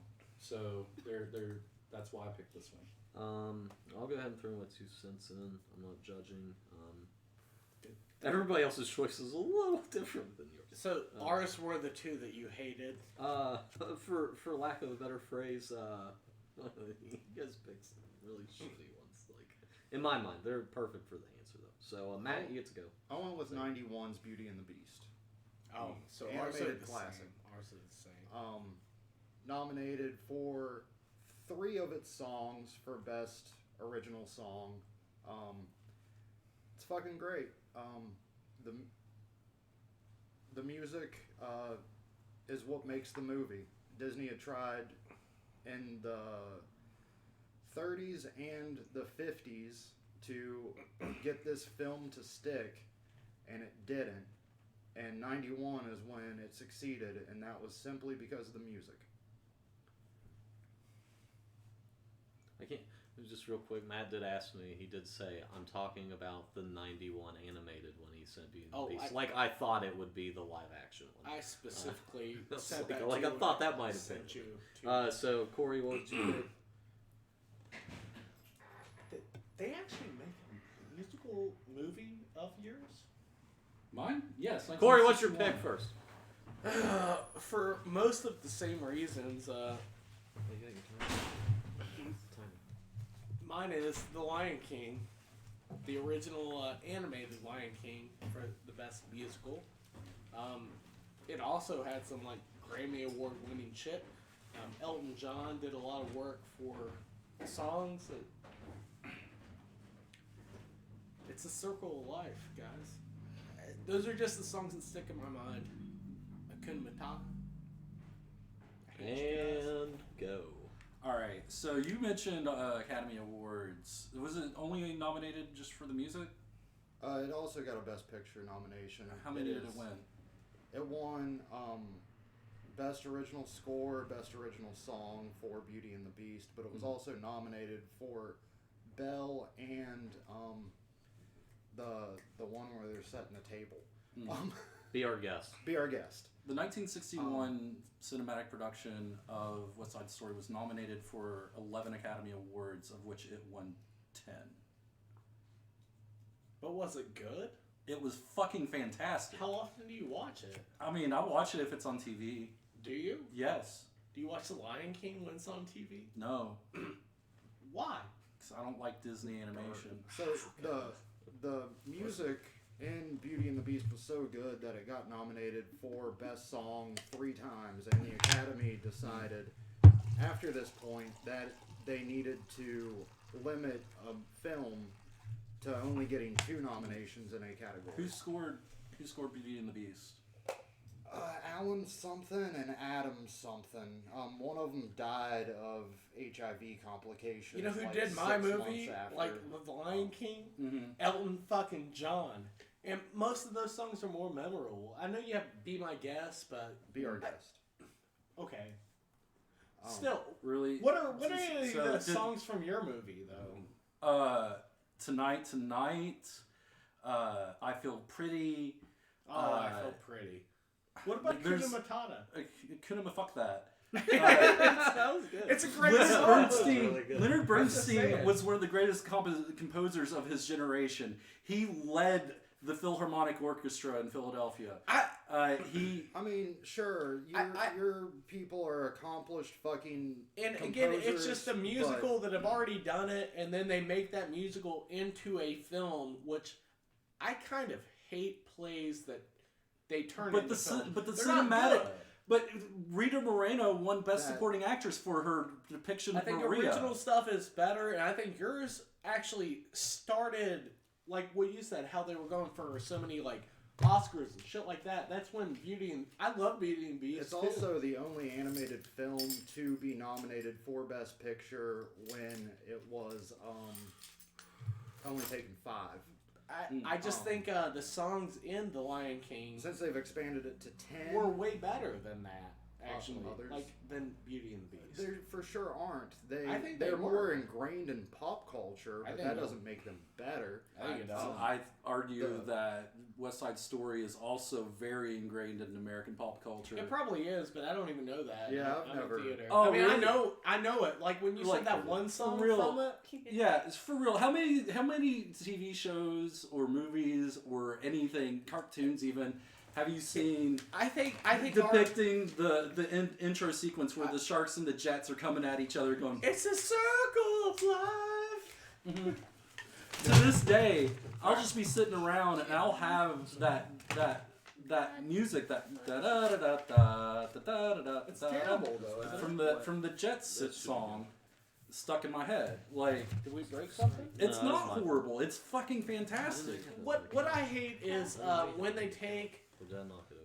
I don't like musicals anyway. I'm not a big fan of Yeah, Broadway. I and don't you like could seeing. hate But when it all when you they like. turn it into movies, I don't think it's. I don't Right. think any of them are that good. But this is a movie musical, and it's not an animated movie musical. It is a straight up At movie least- musical. At least You get both to of see- ours were original movies. They came up with Beauty the. and the Beast is not an original They story. came The- up with the the music songs. is- The Lion the King music rips is- off an anime from the 80s. That's fine, but the music So- is original. Yours is just like a What's play. original about that? What's original about a fairy tale and an anime from the 80s being made I into a would Disney rather musical? have the experience of watching that as a play than as a movie. I would rather Like, see The every- Lion King as the play, as the Broadway show, and I don't even like that shit. Like, this is why I had such a hard time even picking a musical, is like, I don't really watch them. Like, I've watched The Sound of Music. And Fuck like that shit. the set pieces for We said Beauty and the Hedwig and Beast, the Angry Inch. they go Yeah. perfectly with the songs. Like Yeah. the Be Our Guest, they're setting the table, they're getting Belle. Yeah, like, I'm so pretty. Well, They're what about- making out. They're What about making Jeremy Maria up for Irons, her big date Nazi with Tony. march with his fucking hyenas. That's actually a really weird scene that I'm not surprised actually that Disney. You said put the in N there. word. Oh, I did the No. where you got demonetized. But it was though. I mean, that's what that was. That literally depicted those scenes. I'm not. That was a great song though. They took it out of the new one, from what I've heard. He only gives a speech about it. Right. Um, that was a great song though. And you know, mine didn't need to be remade in It 2018. didn't need to be remade at all. It should have It just did- remained on no. the stage. No, it needed to be brought to Like cinema to Rick. the wider audience. Like Not Mamma everybody's Mia. gonna go out to Like the theater for a all, show. All of the theater shows, they should stay But in no, the do theater. yourself they a should favor. not Go back and watch the 1961 West Side Story. It's a cinematic classic. Nope. It is Like a fucking Cats, classic. I know you like Cats, but God, it's gonna be fucking I'm terrible, gonna go dude. see it opening night. Fuck off. It's gonna be terrible. And I know it's gonna be Like, terrible, but I'll sing the songs. That's fine. Rumble teaser, right? Mungo Jerry. But it won Academy Awards for Best Director, Best Producer, Most of them do, and Best I don't original know why. score, But then when you or go back Best and watch Adapted them again, like Screenplay. even, like Chicago and stuff, like all of those stage shows that got popular for like a little bit of time. But Like- this stayed popular. No one talks about Chicago in 2019. Did it? People still talk about West Side Story. Do they? The movie? Yes. No. I Rita know Moreno West Side still Story. has a I fucking didn't even career know the in movie Hollywood existed. based on her career, based on her performance in West Side Story. She was brilliant in Oz. I don't know who you're talking about or what you're talking She- about. I've never seen it. You never watched the show Oz? I've seen some of it. She was the counselor in Oz. I don't know that. And that's the same lady who played Maria Again, in West Side I Story. literally didn't know that West Side Story, the version that you're talking about, existed as a movie. I knew it's a play. Yeah, I know of That's it. because you have your head up your ass with fucking Disney musicals. That's because I don't like musicals. Anyway. So, Matt, So- Beauty and the Beast is what paved the way for the Disney musical. It was kind of just like did not. Little Mermaid. Little Mermaid was successful. Beauty and the Beast is what solidified Aladdin it. was after, and that solidified it. and No, Beauty and the Lion Beast is what King. did. Getting a fucking Best Picture nomination, that was fucking unheard of.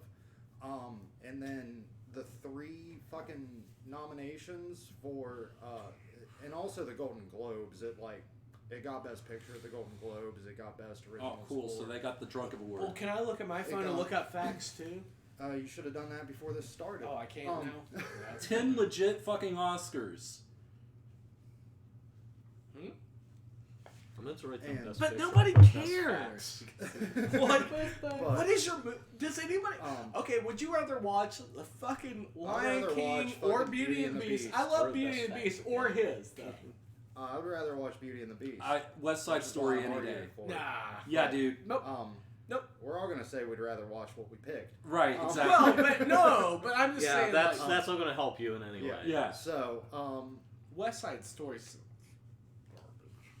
No, it's not. It is not fucking garbage, and that actually brings out I real wish resentment. Corey would just stop. This is my. All you're doing is fueling the fire, Don't man. intimidate the witness. This is all I Man. know how Fuck to it. do. Um, I have my own strategy. There are so many With- good with West Side Story, I wish I knew what came out that year that it fucking went up against for Best Picture. This is nuance. But he can look it up on his phone and I can't. Well, we're not supposed to. Oh, sorry. Like a fact checker can do that or something and let us know after the argument. But I'll put it back then.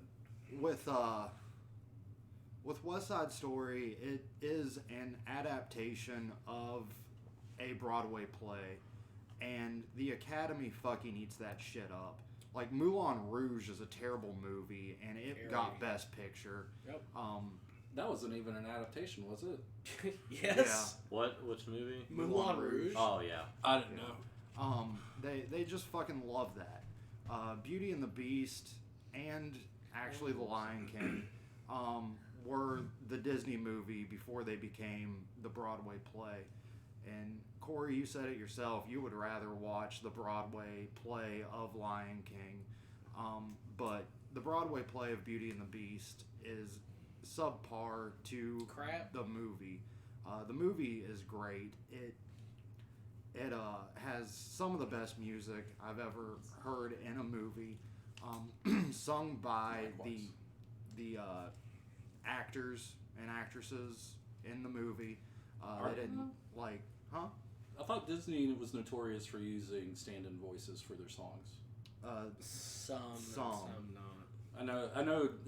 Little Mermaid was pretty bad about that. Yeah. But these came out after. Yeah. Like Mulan, right Mulan after. had that too. Like Aladdin had a little Before bit. and after that, after those, I don't know about Lion King and Beauty and the Beauty Beast and but Lion King were pretty legit, I Yeah. believe.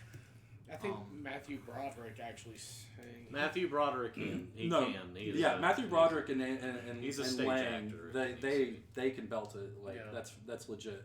Timon and Pumbaa at least brought the goods. They definitely sing too. What's his face? Oh God, the guy from Birdcage and the guy that played Pumbaa, Timon Yeah. and Pumbaa. That's what I think mean. they actually Nathan sang. Lane. That's what I said. Nathan Lane. Yeah. Nathan Lane. I'm sorry. Yes. Thank you for helping my answer. But I mean, there were no stunt voices in West Side Story. Actually, Whoopi Goldberg too sang all of her shit in that. Cool. She only had like one song though, didn't she? Didn't matter. I was just saying, like, She was a hyena. She but was only in it for a the little whole bit. cast in West Side Story brought their own. The whole voices. cast in The Lion King was great. We had JTT in there for a little bit, and then he turned into Matthew Broderick. Matthew Broderick. That's what he Robert? said when he killed that person. I'm Matthew Broderick. I just think it's Matthew Broderick, motherfucker. I think it's But more entertaining and more I'd kill somebody too if I was married to Sarah Jessica I- Parker. yeah. Her face looks like Back to the argument. I think well, I'm gonna save some of it for my Fucking closing because D. I Snyder don't looking have that motherfucker. much left. There, I honestly. said it. You guys ready for your closing? Sure. All right. Yeah, we were at 3 minutes. Good job. So, West Side Story deserved to be made into a movie, first of all, because you guys keep knocking it for being an adaptation. It deserved to be made a movie. Not everybody, someone in Missoula, Montana in 1961 isn't going to have access to fucking Broadway. Okay? And they deserve to see performances from top stars working at their best in a musical performance of one of the best goddamn plays ever produced of all time. And that's just the long and short of it there. So fuck that argument. Second of all, on pure accolades, and this isn't the 1990s Academy where hot shit just gets the hot shit. This was the old Hollywood system where it was made by a big studio, so it got all the awards. Okay. And I think that also plays into why Disney movies got a lot of awards in their day too, because it was the big studio. So if that's going to count against me, then it should count against you too. Also, best supporting actor, best supporting actress, best director, best adapted screenplay, best score. The original score for the play, the original composition from a noted avant-garde composer, which was unheard of at the fucking time. Not some pop trite fucking glam star like Elton John, for my argument. Or I don't even know who did the composition for Beauty and the Beast. But it is by far and away one of the best musicals ever made, animated or live action. I would put it against anything on screen or on stage today. 1961's West Side Story. Watch it. It's fucking great. So I'm gonna hit you with some unsubjective facts. Beauty and the Beast made $25 million. Made for $25 million. Did $250 million at the box office. Great fucking profit. People loved it. It got a live action adaptation pretty recently that people just didn't like, and it's because the music wasn't the same. The way that they did the set pieces to go along with the song composition, it was perfect for a movie musical. You have the visuals that are telling you the story, and you have the song that's telling you the story. You also said you don't know who the fucking composers and stuff are. That's fine. They did a great job with one movie. Their fucking career doesn't matter. They are still Best Picture nominees, and they're still original song winners. Beauty and the Beast kind of, and again, like accolades, they don't mean a movie's best, but it is a good way to measure it. Mm-hmm. They pretty much broke the Academy. Like, the Academy had to revisit the way they do their awards by... okay, Beauty and the Beast is also the first film in first musical in 11 years to be nominated, and it was the last one for 10 years. Moulin Rouge was the first one after Beauty and the Beast to be nominated for Best Picture. So the Academy wasn't, hot on fucking Disney musicals at the time. A Disney musical got nominated for Best Picture, and the Academy had to revisit their structure, and that's actually what led to them having Best Animated Feature.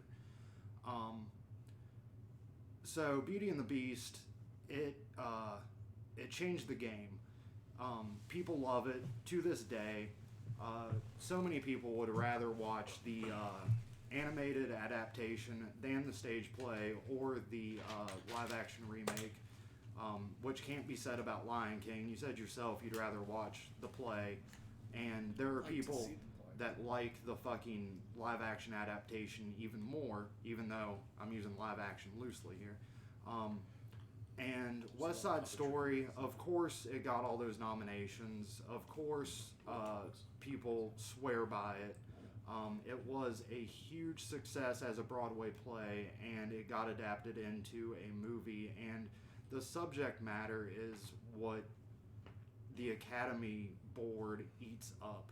So it's kind of a shoo-in for all these things, whereas Beauty and the Beast was a fluke for it.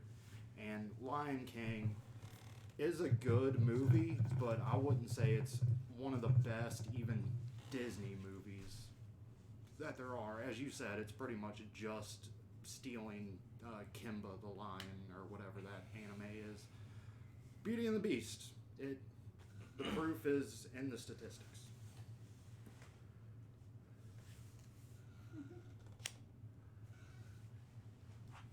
I have to think about this for a minute.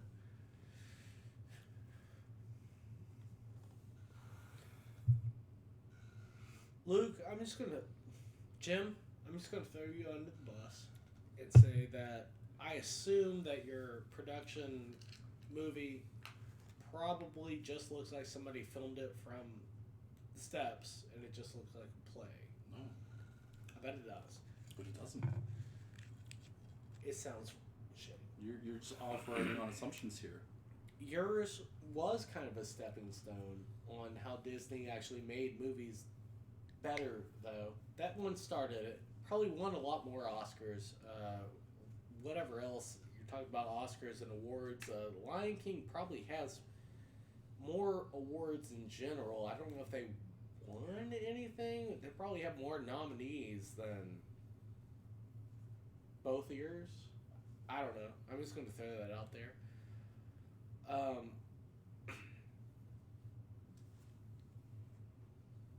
Again, I'm shitting the bed here right now, but the original Lion King was just great. Like,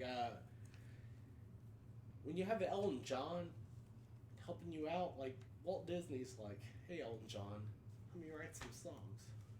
We're gonna win, like, some fucking Academy Awards for this shit. And that movie was groundbreaking.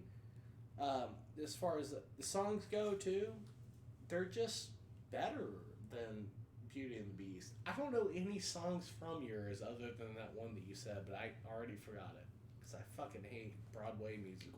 There's a bunch of songs that are. Oh, I know, but you can't talk right now because this is my...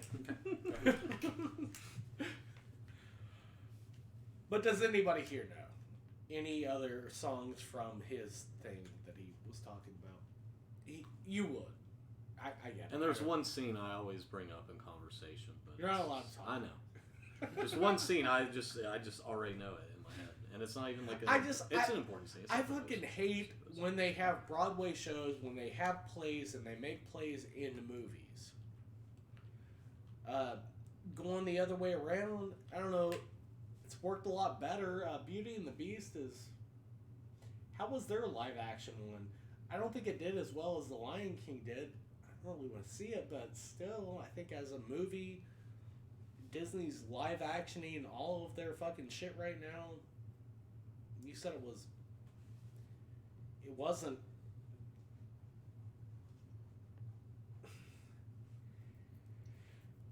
Everybody said it was scene to scene, and it's not.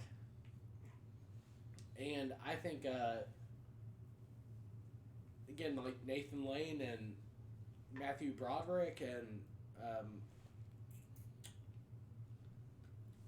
Han's brother from Die Hard with a Vengeance, Jeremy Irons.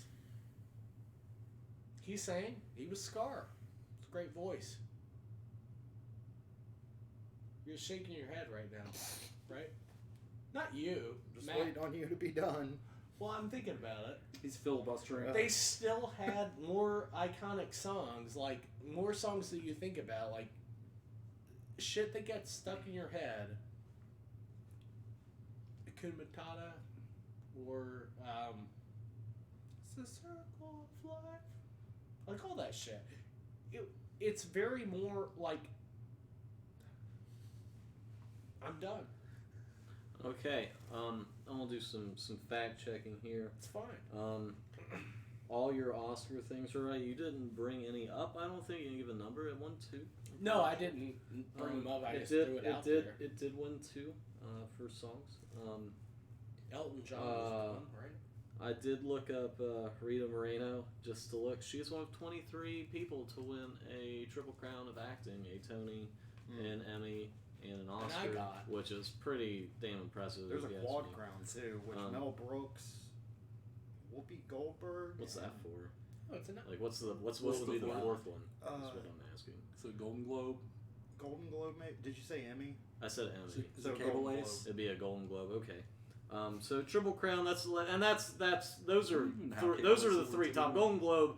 What did you call it? The Drunk Awards or whatever. The Golden Globes are the drunk because that's that's the fun award- one. It's the fun one. Yes, it's the award show where they go and they all have a good time. And It's a get drunk. fun one. Did you guys But the Emmy, Oscar, Oscar. and Tony are that's the creme of the crop. Unless There's you like to get a 4. Grammy somehow, which A you Grammy, easily yeah. get. It's did you ever it is watch? It is Grammy. Yeah, It would be did you ever Grammy. watch It would be Grammy. 30 Rock? It was always Did he get They, it for they had a 1,000 long Year running Man? joke about getting the EGOT. Mel Brooks, he get it for 1,000-Year-Old Man. Oh, okay. Whoopi That Goldberg makes did sense. that Makes I too. think sense. he got it for Best Comedy Album, I'm pretty sure. But anyway, those are really all the facts that I have. What do you have to say about this, dearie? I don't know. I I'm didn't just like- getting tired. Honestly, I didn't like any of your all's choices. Yeah. So, But what about our arguments? eh. Yeah, it Yeah. wasn't good on this one. Really. I don't think. So, okay. Two animated movies. They were very similar. They're too. musicals. They're movies. I get it. I knew you would. Yours is that a too, musical I just- movie. I was surprised nobody brought up. They kept saying like, "Oh, it's not." You brought up, and nobody did this against you. I'm so surprised. Yeah. That you said, "Oh, Beauty and the Beast." You even brought up yourself like they've tried the story over and over again. Lion King is just based off of anime. Nobody said the West Side Story is just Romeo and Juliet. It is. That's all it is. That's literally the whole story. I've never seen it. There's haven't nothing else to really it. It's either. that. The scene I'm thinking of, and it's such a, is when they're playing like baseball or softball or whatever, and he throws Oh my dirt in that God. guy's face. Oh, yeah. And I always like when somebody cheats, is like, "Are you gonna throw dirt in my face?" That's pretty much where that sort of I just threw lexicon dirt comes in from. both your faces. It's understandable. But I hate to do this. Okay, Lion King. Corey, you're out. I'm sorry. That's fine. Every time you bring up a Disney musical, you kind of just lose yourself in the musical and like start singing the songs and like in your head, and I think you just get lost when you're watching it. Jeremy Irons, he was Scar. Yeah. So I didn't but know you how to did- go you did- about this you one did like a bring up- musical. I you don't brought fucking up like. you That's- brought up good points. You brought up there's a lot like in most American culture, more people know about Lion King songs. There's more that like no. West Side Story, I Feel Pretty. There's other ones too, but not everybody That's the knows only that. one But that I Lion know. King, everybody knows those songs. And everybody's like, "Oh fuck, it's Lion King." But you just really didn't have much to No, say. I It's kind of really like the Batmobile thing. So it did come down to Matt and Luke, and I think my biggest thing, and I'm gonna give the point to Matt on this one. I hate to do it.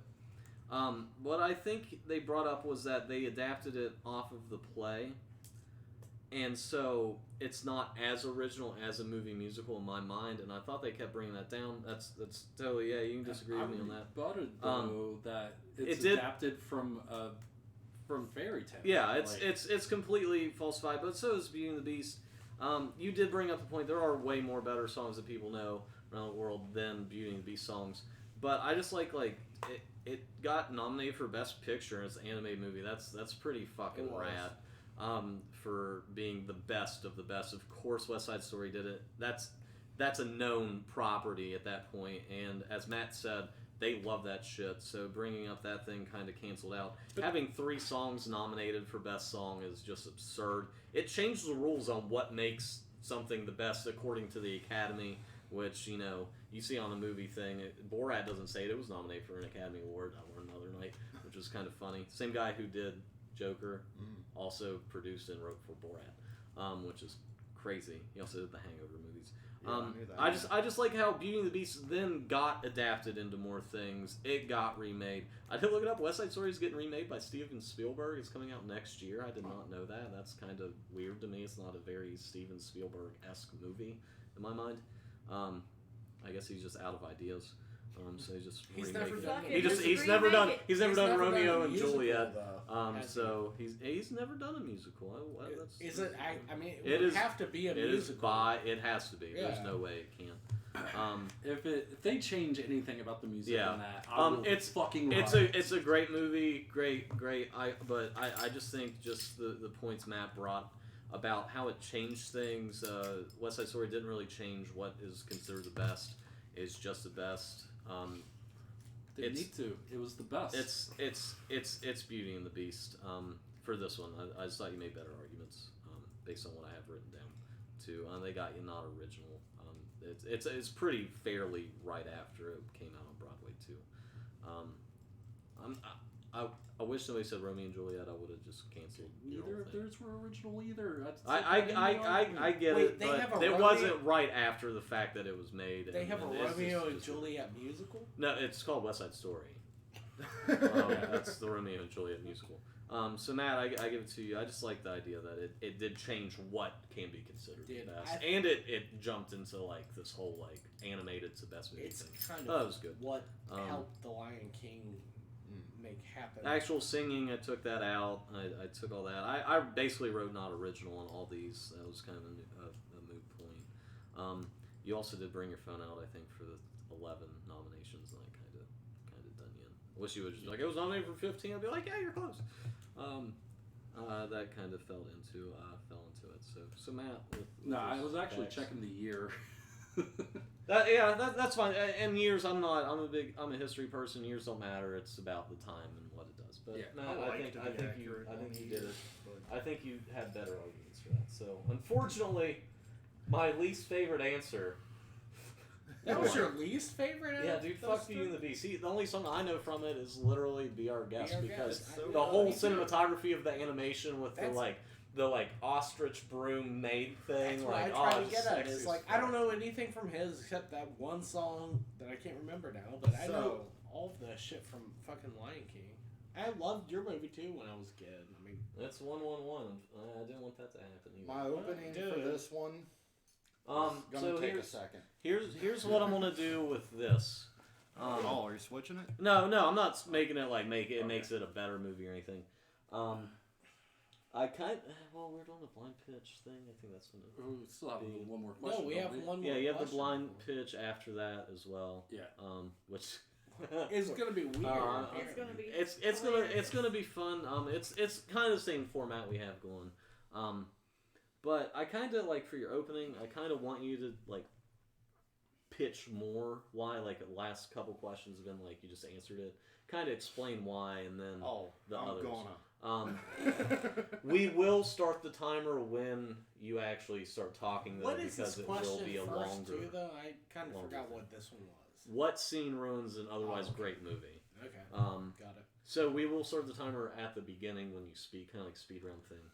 Because I think you can get pretty long-winded, and that'll Oh, I'm keep gonna it get a really little long-winded. compact. kinda I wanna might see have what to you cut think. you off for time wise. Yeah, Yeah. I'm gonna have to though, You Just- got your timer. just cause you're Are all we not setting gonna the understand timeline? unless I do. Right, that's fine. I understand. So I think mine's gonna blow you away. Might not. So Last this, time I did this question, I won. this question is, what scene ruins an otherwise great movie? And I will say, the great part of the movie basically is like your own, and like you think it's a great movie. I'm not gonna like throw in like that movie sucks because it's bad. Like, why does it make it bad for you? Why did it ruin it for you as a great movie? So, just a little context. I don't think it should change. Wait, the what? movie. Now? Should we let Matt go last since he's going to No. filibuster?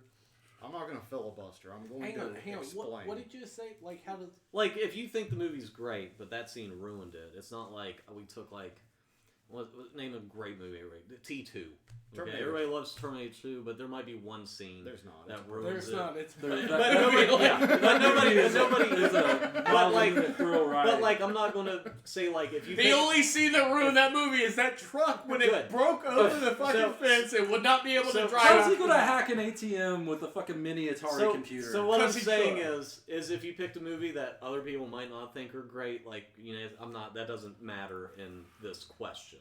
If does that make sense? Kind of. Yeah. So like we all say T2 is a great movie. We might not say Chitty Chitty Bang Bang's a great movie. But if you do, that's fine. I'd See say what I'm both saying? are great movies. See what I'm saying? See what I'm saying? like It's Chitty just Chitty Bang it's Bang. more of a personal thing. So Matt, you can go with what scene ruins a great movie, otherwise great movie. Okay. Okay. I sat You'll through. like those. I think it's kind of crazy. I sat through 5 Twilight movies. Oh, Okay. no. 4 of them were a miserable fucking experience.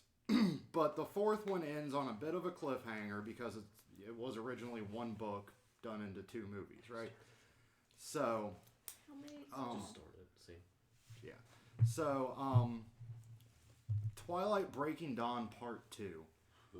Somewhere in the franchise, like 3rd or 4th movie, it's revealed that vampires, once they're turned or whatever, they get a gift.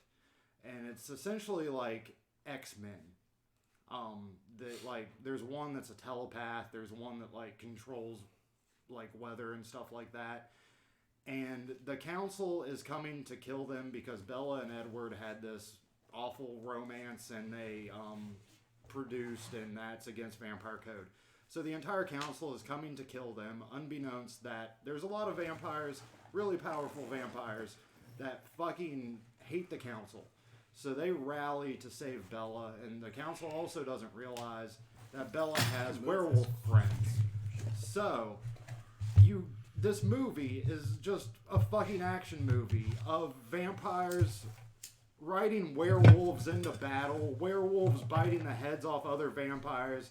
At one point, you have a fucking vampire that's like making earthquakes, swallowing the council. It's badass. And then it's revealed that one of the vampire's powers is to make people see potential futures. And all this awesome shit that happened is just her saying, fuck with us, and this is what could happen. And the council just fucking leaves. And then the movie's over. Spoilers. I just blacked out a little bit in my head just because whenever I hear the term Twilight, I just don't. Okay, wait. What's your answer here, Corey? My first answer for the same question that I had, and I thought about doing it again and just doing it exactly the same way, What's was this answer? Yeah, don't worry about that. Alright. We'll talk about what you had later. the final scene, and not the final scene, I guess it was close to it, in Signs, the very famous, great movie, M. Night Shyamalan, where they figured out that the aliens are allergic or water kills them, even though they've been on Earth for a while now. Like, how could they even take their alien ships into Earth without dying? Because, you know, our planet's, we've got a lot of water, and like, they should have died just entering the atmosphere. So to have those motherfuckers run around the whole movie, and then at the end they're like, oh shit, it's water? It's fucking terrible. Otherwise, that movie was pretty good. Like, those monsters were scary and shit. You had really good acting from everybody. I don't like Mel Gibson anymore either, but back then, that was before the sugar tits and all that came up. Like Passion of the Christ. It's about the same time, but, you know, he was okay back then. Still, that was Abigail Breslin's, like, first thing. I don't even know. But still, it's like, water? Water. Yes, water. There's no fucking way, though. They couldn't even walk around there. They were in the fucking cornfield. There's dew on there. They die. For the record, I was messaging, not fact-checking. You're fine. I know. I tried to do the same thing. I'm not fact-checking. All right, Luke. What did you pick? So I like the same. I don't think mine necessarily ruins the movie, although it does take you out of it pretty hardcore in a very emotionally tense moment. It's a scene in the middle of the movie Mandy. Right after... spoilers are okay, right? Yeah. I've seen it. Okay, so right after they burn her, and he's chugging the vodka, he's all, ah! Ah! Ah! He's, you know, you're getting the full Nick Cage freak out. Will you do it one more time? Ah! Ah! And glug, glug, glug, glug, ah! Glug, glug, glug. And then, you know, you're Well, getting you the... do it in tidy whities now. Yes. Later. I need to get my tidy whities We'll turn first. this off. But then he walks out into the living room, and then you get the cheddar goblin scene. And it serves no point in the fucking plot. It does nothing to advance the movie whatsoever. And it's just a moment for a moment to be weird. And it takes you right out of the movie.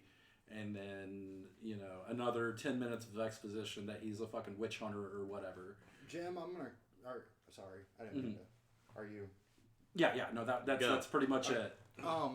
So, Cheddar Goblin actually happens when he enters the house again. And then he has the freak out. Cheddar Goblin is actually the turning point of the movie where you realize you're not watching like some lovey-dovey revenge story.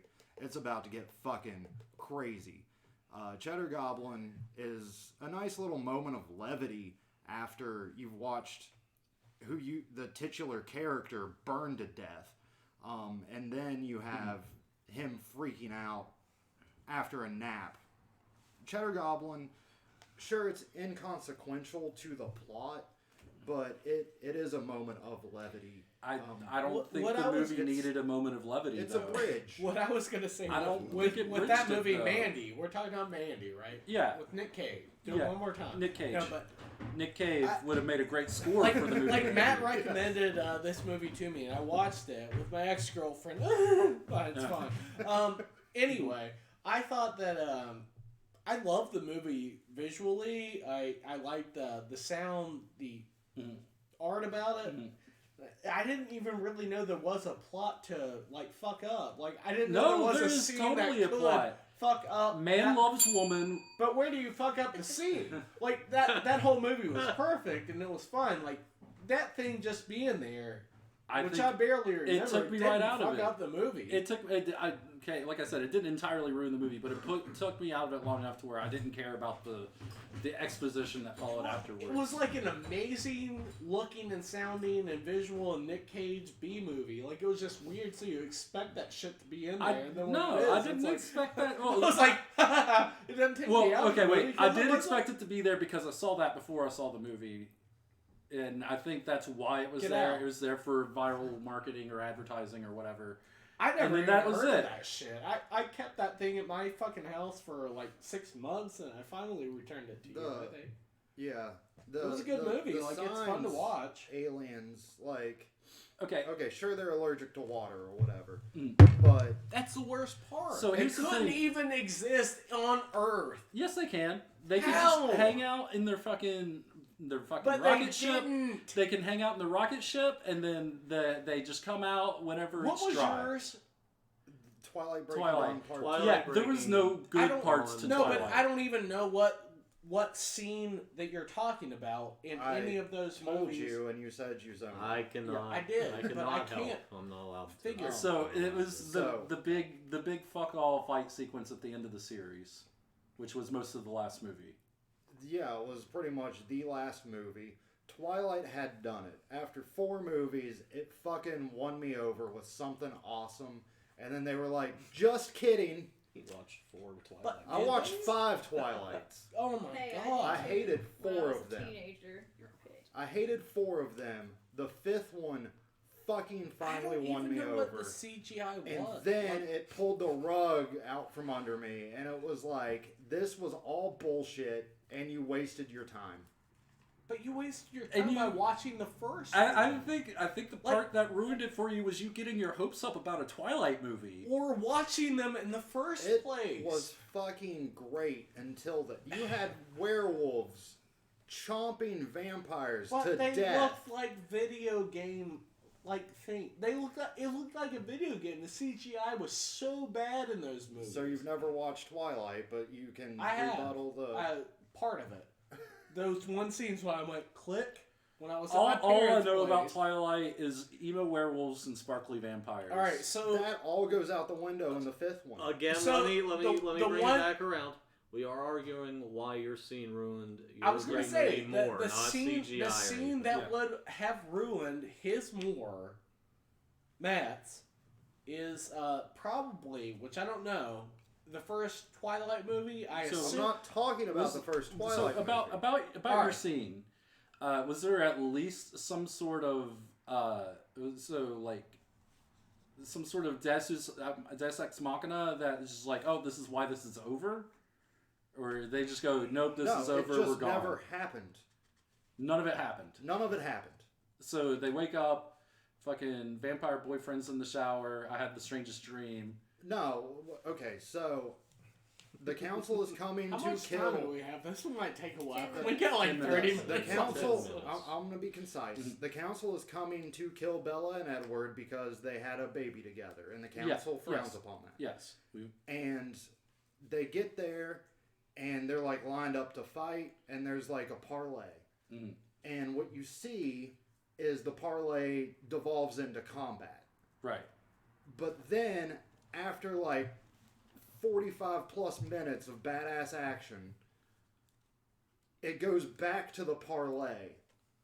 And it turns out that one of the characters, the one that parlayed with the council leader, just put a vision in his head of what could happen if they decided to attack. And so he's like, no, we're not going to attack. You Okay, can so he keep just your brain baby." zapped him. He's like, "We cool," and then the dude, having seen that, is like, "Yeah, we cool." Yeah. Well, she I brain just- zaps him. Whatever. It's still. I think It's the the onus is on equivalent. you for getting your hopes up about a Twilight movie. Sounds shitty. The Twilight movie, in and of itself, it does sound shitty. The worst scene of a Twilight movie is that probably after the credits, like the first ones come, and then you see Kristen Bell's But- face, right? That was the worst scene out of any of those. That That's- ruined. You're talking about. I'm talking about Twilight 5. Well, that probably Yeah, ruined I'm that one too. disregarding- New Dawn that Part 2. probably ruined that too. We're though, didn't we're it? trying to stay on topic here, bud. I'm Yeah. trying to. Breaking Dawn Part 2 was an otherwise great movie. How? Don't worry, that's not what. Yeah. It's all about how the scene ruins the great. And all of the greatness that was there was ruined by it just never happening. It like characters that I followed for 5 movies were like actually in peril, and some of them died. But then it turns out that none of them died. There's no emotional weight to it if you go back and rewatch it, because you realize none of it fucking happens. It ruins any rewatch. It makes you feel shitty for watching it a first time. And yeah, it. Like I said, 4 of them were shit, and I was like, Twilight fucking did it. Like, I understand now why people like this fucking story. Because, like, it eventually goes somewhere. No, And and then then it it ends turns up out it people just doesn't. like that story because they're bored fucking teenage girls. I mean, I liked it until that moment. It literally I just ruined meant it. the whole series as a whole on that one, but yeah. I can see where that would ruin that movie, but I really think that Mandy would have been better suited. Instead of having the Cheddar Goblin break, you know, he drinks and screams himself into a coma, and then he wakes up, you know, and I then think Mandy was great. fade to black, and then he's, you know, approaching the trailer with his old friend the next day or what have you. The Cheddar Goblin scene was wholly unnecessary, and it took me out of the plot entirely. I can see how the Cheddar Goblin scene can take one out of a plot. It But did when not you're- me. When it you're did watching, not Corey. when you're watching that movie, you're just like, what the fuck ever is gonna happen is gonna happen. It's Nick Oh, Cage. I'm fairly well versed in revenge movies, But that and, happens mid-movie, and there's And- enough Right. after it to pull you back in. and Like, eventually, with yeah, mine- like I said, this might discount me a Again- little bit for it not having entirely ruined the movie, but it took me out of the movie for with a mine, solid it 20 actually minutes. was a really good movie at that point in time. I mean, it was like 2001 or something that Signs came out. It was after the other Shyamalan movie, and that was I'll it give you was the good. same argument and I'll even give the CGI Matt. when he had very And you expected it to not have a shitty twist? No, I didn't expect it to not have a shitty twist, but it could have been any fucking other twist. They could have spilled Mountain Dew on the motherfucker. Like, they built it I- up. you can make this argument- They built it up so much. You can that make he this was like- argument he was about like, any M. Night Shyamalan movie. Ooh, it was the trees. Oh, they were in modern times. They couldn't be water Like- though. It could not be water. There's Every no way M. Night they were Shyamalan there. twist Okay, has ruined every there's- M. Night Shyamalan movie. Not enough. Okay, direct contact with water would be different than walking Bullshit! through an Walking atmosphere. through a have you ever walked through a fucking cornfield? You get wet as hell. I have It turns at you a on. cornfield. Cornfields aren't always dew covered though. They're not. Sometimes they are. They are at fucking night when those little fucking aliens are running through there and jumping on the house and shit. It's bullshit though. That made no fucking sense. Like, those aliens would have been dead. Maybe they have hazmat suits. It's bullshit. And other than that, that movie was actually good. They did a lot of stuff, like they did some like weird creep scare, like jump scare kind of things. Like when you first saw the alien, jump scares are so great. When you first saw the alien, you never saw it. It didn't like. It wasn't a jump scare. It was kind of a new one on a news thing that was like M. Night Shyamalan would have done, and it just walked past and like looked at you, and you're like, "What the fuck is that?" You know, like those were good special effects at the time. What I think is more unreasonable about that movie than direct contact with water hurting them is that they can't figure out a door.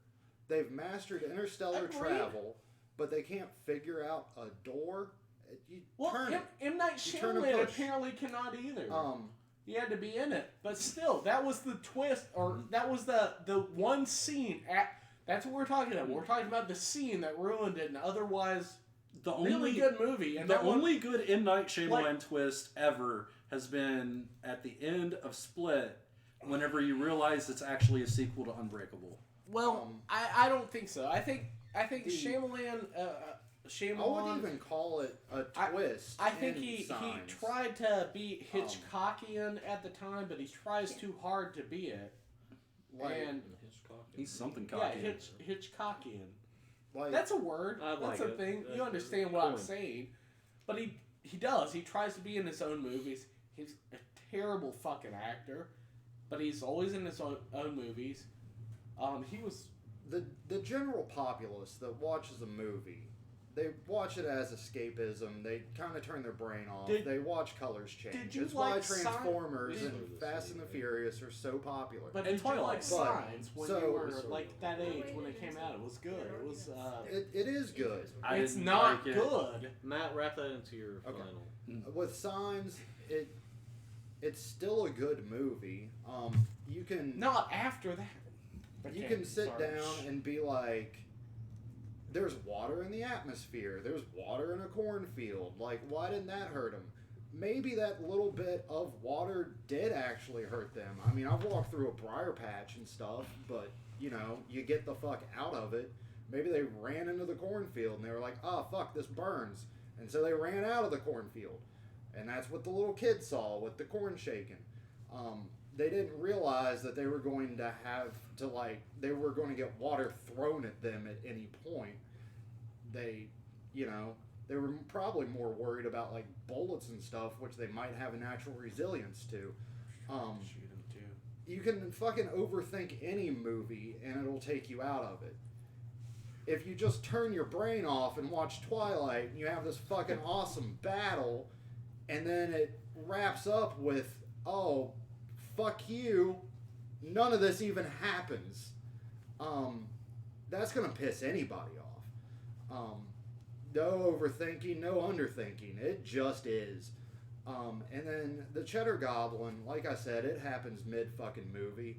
It did not take me out. Even if it takes you out of it, by the time they're fighting with chainsaws, you're back into it. It's a surrealistic movie, and Cheddar Goblin bridges that gap between actual, like, this could happen, and you're in for some shit. Cheddar Goblin is that bridge. It makes perfect sense for it to be there. You might not like it being there, but it eventually drew even you back in. Whereas mine is at the very fucking end of the movie, and it made me hate my time spent with a movie I was enjoying up until that point. Corey? I'm going to have to go with what you just said. Like, a movie that I enjoyed up until that point, that was the reason I hated it. I saw that movie after Sixth Sense, which is amazing. It's a great movie, actually. And don't grunt. So much inner conflict. Signs was great too. Like, everybody in it was really good. And you have this idea of whatever, like aliens come down, they shucking through your cornfield and whatever else they're doing.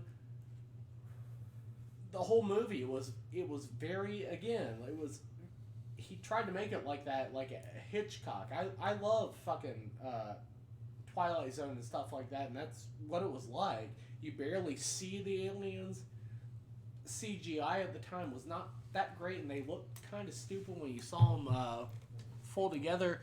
But that one scene, like where it walked in front of the movie, like the video camera or whatever, that fucking freaked me out as a kid.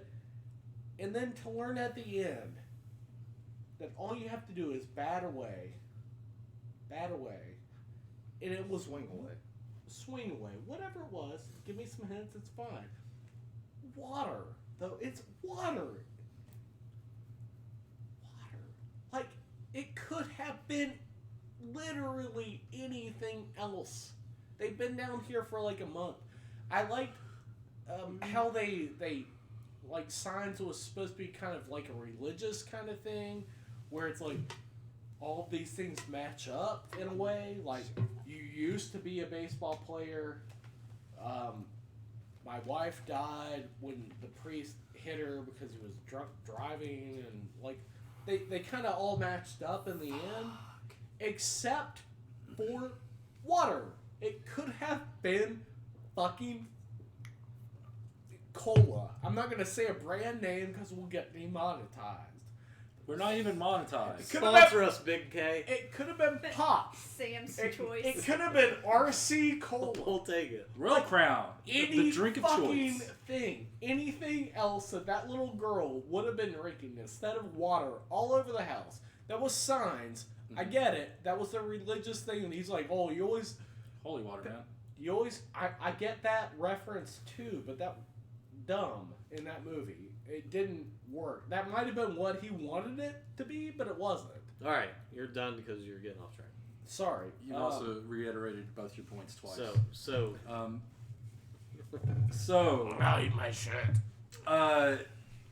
yeah, M. Night Shyamalan gonna have a shitty twist. Might have been a little bit less apparent at the time of Signs, but I mean, by that point you had what? Bruce Willis was the dead guy. Samuel L. Jackson was the supervillain, and then Signs was his third big movie. Was that right? Mm-hmm. The Village hadn't happened yet. Third Yeah. big movie. Yeah. Because that's the one where it really became apparent that it's going to have a shitty twist, and the shitty twist was going to ruin it, and then it did. But back to Signs. Yeah, so I mean, it's at least at the very end of the movie. It shouldn't discount all the build up to that, even though sometimes a shitty payoff does kind of discount some of the build up. But that's not to say that it was 5 movies into a series that was 4 shitty movies to begin with. Expecting the shitty movie franchise to not have a shitty ending is kind of foolhardy endeavor to begin with. Mine, though, is just like, it's right in the middle of the movie, takes you out of it, and then the rest of the next 20 minutes is just exposition that you're not really into, because you're still wondering, like, why the fuck is there a cheddar goblin? What does this have to do with anything? And then you miss the exposition because you're too busy pondering that. But then it's all good again, I guess, because chainsaws. But still, maybe if they hadn't had that cheddar goblin thing and just gone straight to the exposition as the bridge, it would have been a lot better as a movie, and maybe it had gotten the movie a bit more traction as opposed to psychedelic craziness into full body immolation, into cheddar goblin, into exposition, into denouement, big ass fight sequence for the last 20 minutes. I'm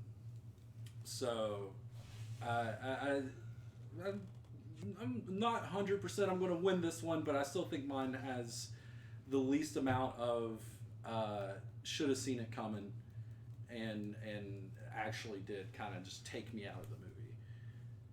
Okay, what do you think? Well, I've seen Signs and I've seen Breaking Dawn. Long time ago. Very, very long time ago. Haven't seen Mandy. So You would have fallen asleep. if I saw Mandy. It's very It's awesome. It's very avant-garde. We're done arguing, But yeah, right? my Okay, ex-girlfriend fell asleep. I watched Mandy it. is a I very watched good it movie. when I How? was sleeping. I was like, Mandy's I amazing. don't think. Mandy Yeah. is a very good movie. It's great. It's Um, just it's.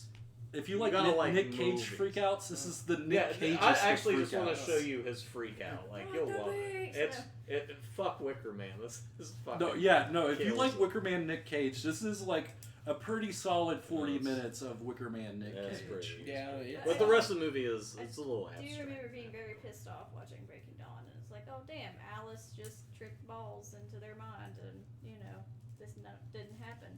Because I read the fucking books, like I was a twihard little teenage girl. Twihard. I've never heard that. That's what they called That's him. delicious. It was so stupid.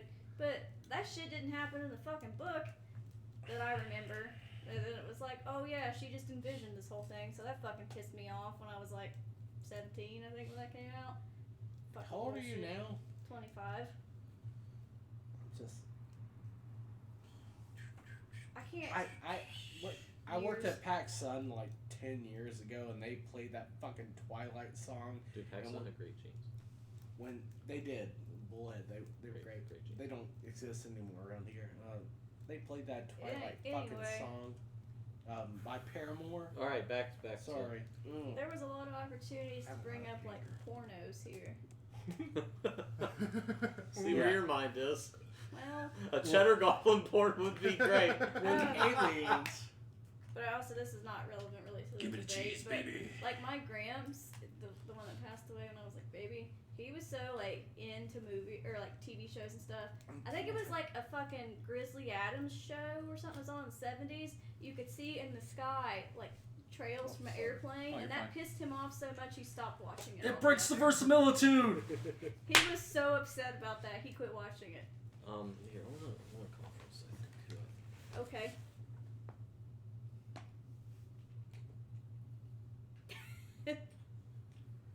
Yeah. Well, Oh, that's gonna be. you're running this So, showboat. just like Corey did in the first with, it's not any different. Luke, you kept bringing it up, and Matt kind of harped on it too. Like, it's in the middle of the movie, it's a break. You did get the timeline wrong. He does start drinking and see the Cheddar Goblin, and then he kind of fucking loses his mind. I think you brought that up as a great point, and you kept saying, like, I got back in the movie. Like, it got good. I was out of it, but it didn't ruin it because everything, I kind of made sense of it. And I hate you did that because honestly think that would ruin, like, just, like, the whole idea of that movie. Just that one scene is just, like, It's it's so completely out out there. But I guess with the psychedelic thing, too, Yeah. going on, he might have just been, like in shock or whatever. Yeah. But your timeline and like you just saying like I got back into it, I had to get it out. I thought it was a great point though, like especially with the freak out and he saw it and then freaks out. I think that's good. I think it's a good point in the movie. Matt really did well, like just putting that to the ground. Wait, so I thought the vodka screaming fit was before the Cheddar Goblin. No, he saw the Cheddar Goblin and then he started drinking. It was like the first thing he Saw the sees. Cheddar Goblin. He went to bed. He woke Yeah. up, started drinking. It's like the first thing he sees Okay. when he gets back is the Cheddar So Goblin. yeah, I had the timeline as he did the drinking, the And screaming, and then passed out, and then the Cheddar Goblin was the first Cheddar one he saw Goblin when he was, woke and up. then he had the hit nightmares. And I think it did remember it. that movie. Anyway, Matt, they nobody brought this up, and like that's a pretty common sort of way to end things. Is it's a dream, it's a thing. So I made a can't. direct I can't. reference to the Who Shot JR ending. Okay, I must have missed it. I'm writing a lot. If he brought that up, did he bring that up? I didn't hear it. Okay, I didn't hear it. So, I but said Amy wakes up and whole vampire boyfriend's in the shower. okay, Oh, yeah. okay. Okay. Subtle reference, not straight. Yeah, I didn't straight straight up say. Okay, but I do remember you saying that. So that I guess like after the fact that was kind of brought up. I won't take away points for them saying you wasted your time watching these other movies that sucked and then you found a great movie. Corey, I did take a little points off because you started arguing that, and I brought it back. I had to because I figured people were going to start But I'd let you say like you wasted your time watching those movies because you didn't talk about them. You're just like, oh, you watched this and you found a good movie, so I let it because you're like, oh, you like this movie and it got ruined. I honest to God hate to do this, guys, but she agrees with me. Corey, you actually won this, and I hate to say it. That's why I snorted a little. This bit, is 'cause this I- is I why just- this is why I hate to say it. You said why don't they stay in their ships? They do not. Why don't they have spacesuits? They are never shown. They do not. You said, oh, it's not always wet. It's always going to be wet. The atmosphere Why is would they wet, even go if in there's the humidity, and they're planet? taking over the whole world. So Why like would there they has to even be want that have to be planet? this weakness. Yeah, They're allergic and to fucking and water. and a lot of What people. I said is the water content in the atmosphere is way different than direct I contact get with it. water. I get it. Yeah. But it would still weaken them, and they Why would they kind of even show weaknesses. appro- Maybe that's why Why would they're they not even doing the approach door thing. They can't think of it, but they do board the doors. The a door thing. planet that would- Why and that Corey much did water? say so. Why would they approach this planet?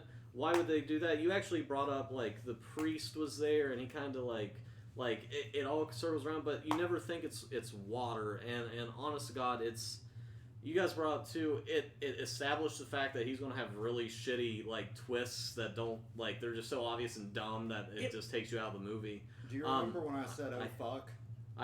Yeah. I realized the one thing that would destroy his argument What was What? that they're not actually aliens; they are demons.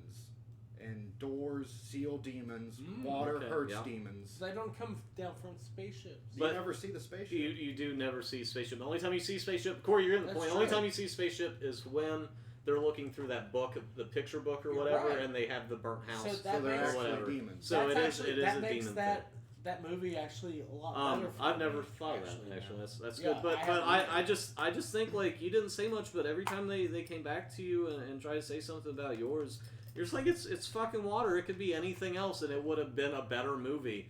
And I think that's it. Luke, you Yeah. just kept saying I would get back in the movie. It was Yeah. fine. No, And I immediately Yours, that's discounted a mine. trope that is used. I just more wanted to often talk than about the not. Cheddar Goblin scene. It's really. not used It's very all often, but you did bring up they have powers. So like X-Men, you can do like sort of like a flash, like a vision sort of like spell or like They got magic X. thing. X gonna give it to you.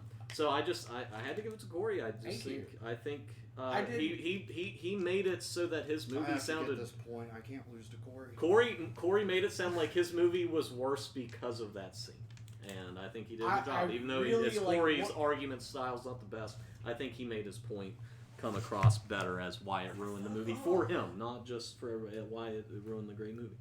So, I do like Corey's in the that lead. scene of them like the monsters. Like So is they, it 2-1-1? they jumped like 30 Yes. feet. Okay. They jumped like 30 feet. And apparently I have the hardest. You do have the hearts. Now And let me make sure couldn't, the fourth like, one. break open that door too. I If agree with Corey that. gets this point, In the movie, right? It you has can to go be ahead and get my included. tiebreaker Let's point. make it more like a movie. What is this one again? It has to You be were like- the it can't stronger just be argument. background or That- something. That What can't is this be a one whole then? plot of This the is movie. But it has to Oh, like fuck, I'm gonna build up to it. It Yeah, has if to you have a. move this, it's gonna fall off the table. It has to help the plot along. This is the one. Yeah, Oh, Okay, are you just telling us, or are you sending it to us, or what? he wrote it on some pieces. I of paper. wrote it. I'm just writing out the master list, so when you guys are like done, you can see how much better well, or we can worse. actually they can see it. We Well, can just do no. it that way, Yeah. and then they can see what they could have got. Nah, Just- I don't want to just give muddle me my their paper, mind bro. with what they could Okay, have. let me get my papers out. So Yeah, I don't want to have all that shit rolled around in my brain while I'm Tell trying me what to I'm doing. argue my blind pitch. So your first two are your actor and co-star. Okay. Whatever. You can use them however you want, but they gotta be in your movie. Your second is your style of movie. Now we didn't go with like horror and stuff like that. You could have got like a specific kind of set place. And then the fourth one on the list, the bottom one, it has to be a plot point. It can't just be in the background. You have to make it part of your movie. And Rainer picked half of these, and I picked Yeah, half. and it actually it did go like half and half for Yeah, the most part. we mingled it in. Alright. together. Nice. This one is yours. Oh God. Okay, so movie, co-star. And then, like, the bottom one, you have to make it so it It- propels it's the in- plot integral. or it helps the plot along. Yeah. It's the mechanic of the movie or a It's scene. the MacGuffin. Yeah. Okay. Ha Leaves this. Good luck. Alright. Wait, explain this to me again. This is Hey, gonna what be do you got? extremely Okay. hard. So we made a spreadsheet and numbered, all these categories. So the number you chose correlates with the different elements on your little piece of paper. Okay. So you have to have your lead, should be the first one on there, and your support, Got that. the genre, and then whatever the last thing is, that's like a miscellaneous category, that has to be included in like your plot. Like that has to be a main element of your pitch of your movie. Like, so Okay. good luck. And yeah, Matt really did a doozy. Does this mean Revolutionary War drama? Rainer picked that one, so I'm Rev wondering. War, I'm guessing, is Revolutionary War. Do what? Rev Oh, War. yeah. I don't. I don't know how. Oh my Rainer god. picked that works. category. That genre. That's my genre. Okay, I think I can do this. I think I can do this. I got a good one. Mine's gonna be. I really feel bad for Matt because my ideas were just so absurd. I If- didn't think Caitlin would actually accept the one If that we you would got as be an idea. demonetized, But it's after very original. like if we It's, were monetized at a point, we're going to be demonetized. So we'll at- give you. Yeah, you guys can think a couple Rev more. War is Revolutionary War. American Revolution. I don't. I got one that was really good for me because I don't have to talk. That's true. I poor Matt. You picked the worst damn numbers of like. I picked the best. What did you pick? What were your numbers? I don't remember. I I have pulled up a keyboard and arbitrarily hit Yeah, 4. that's what I wanted. I picked 0666. Just for the hell of it. Before we get started, I can read everyone. And you like, think my MacGuffin might be out No. there, but I've Is that watched a loud? Japanese TV show about this very thing. Yeah, because they're not arguing. Again, you're not Right. arguing best pitch. So It's she best will pitch. she will read. Where's the Okay. It's always Okay. a 1. We just usually keep it on score or main ticker. score? So to explain, I really. they all this picked a won't- random 4-digit number. Each number in order represented. The first 2 are their actors or actresses. The third is the style of movie or type of movie or the story they have to portray. And what did you say? What did we come up with the fourth one? It's like the MacGuffin. They have to. it's a miscellaneous category, yeah. They have to. This has to be not just a passing moment. It has to be something that happens in the movie that helps the movie So, along or something. Rainer. Question Okay. on your history and war knowledge. Okay. How were Asians treated? I don't know.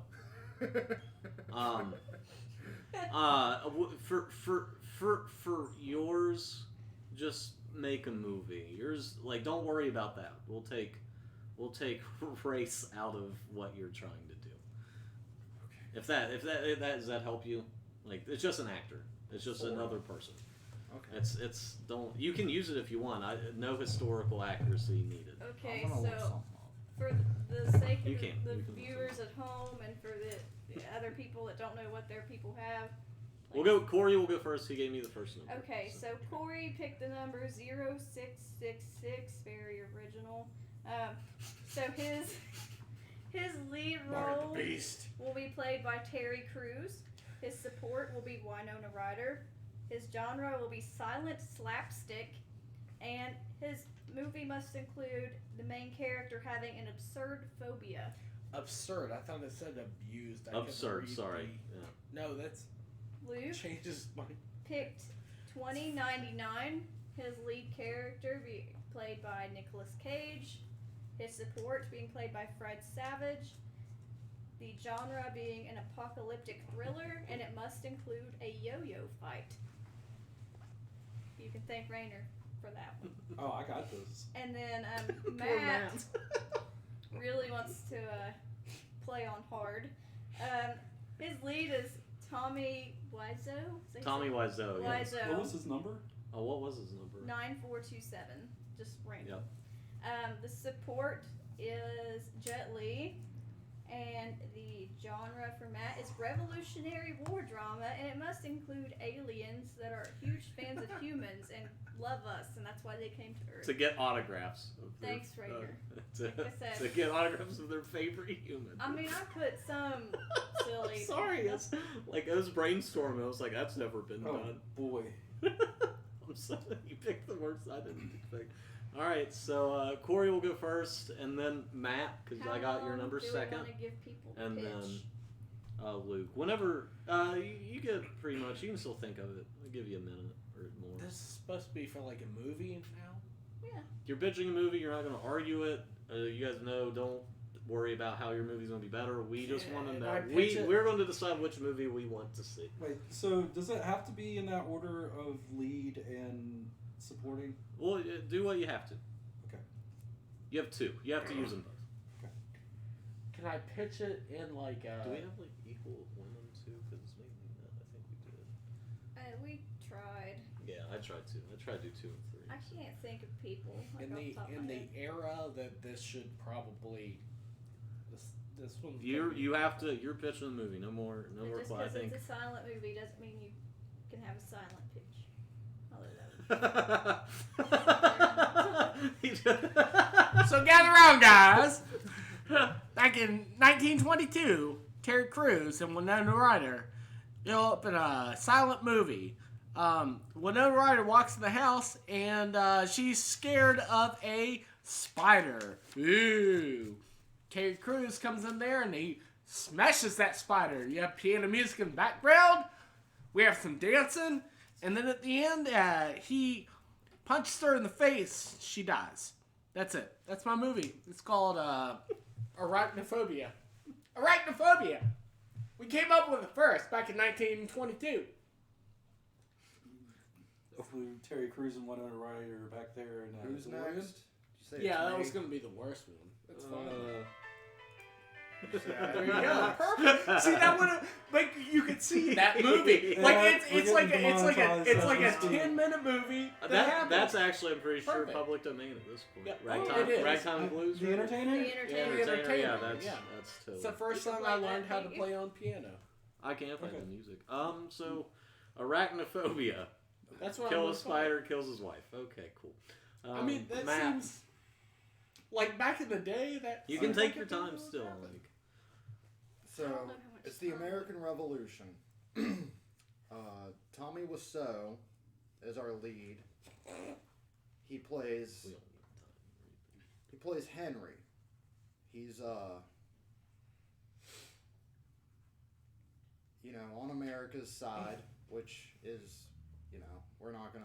He has Eastern European probably roots. So he really fits the part of an immigrant who decided to go against his own homeland and fight for America. And he's dealing with like a lot of the drama that comes with that, like his wife. She's leaving him because she wants to stick with the homeland, but he just doesn't think it's right, and he's kind of he doesn't really fit in because the soldiers in his company they review they think he's a traitor, and they don't really trust him. He might be like a mole, something like that. So it's hard for him to make friendships. He's losing his family, but he just knows that what America is going to stand for is worth it. And that that's all set up. And then about Act 2, Jet Li appears. And he's never seen anyone who looks like this. And Jet Li's like, I admire you. You're a great man. I appreciate everything you're doing. Let me help you. And so he eventually gets his first friend since he's, decided to side with America in Jet Li, who it turns out is an alien from outer space. And, he helps Hank through this hard time.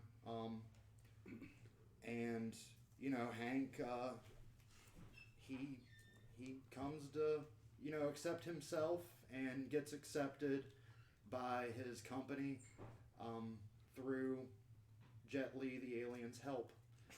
And at the very end of it, Jet Li's like, I just wanted to make sure you survived because I want your autograph.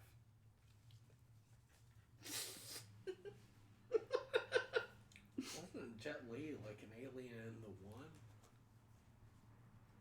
Multi-dimensional alien, sure.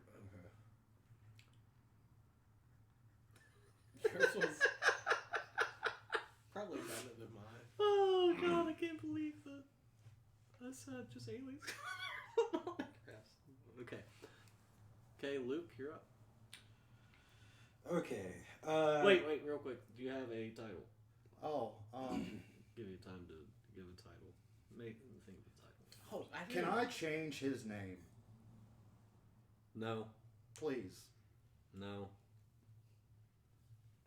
It's too late for that. I didn't even have a title for mine. Yeah, you did. You said Yes, you arachnophobia. Oh, Arachnophobia. Yeah. Yeah, the original. Sorry. I think it's a good one. God damn. If you don't want a title, that's fine too. No, I thought of a perfect title that I have to change his name.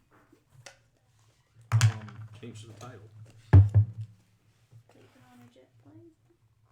It's called Friends in High Places. Okay. Nice. All right, Luke. I was going to change his name to All John, right. and it was going to be John Hancock. So,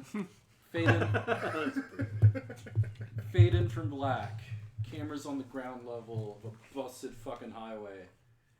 And a bunch of bikes are going over the camera or past the camera. And you hear a thumping retro wave soundtrack. And then you cut to, this is all trailer. Then you cut to what's going to probably be a late movie Nick Cage freak out. I run this world now! This is my fucking world! And he, doing Nick Cage things. And then fade to, in a black screen, a film directed by Fred Savage, because he also directs.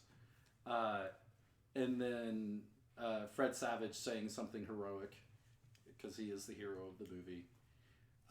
They're both the leads, essentially. He's the good lead, Nick Cage being the bad guy lead. And then, in a world where society has crumbled, one man tries to fight evil. Real basic. We're going for that 80s straight-to-video, post-apocalyptic Italian feel. Essentially, Fred Savage is a person in charge of his local community. Let's say 100 years after the collapse of civilization, and Nick Cage is a roving bandit in charge of a motorcycle gang. Full of amphetamines, so we can properly feel a Nick Cage freak out later on in the movie. Essentially, they pillage his village, and Fred Savage has to go save his girlfriend.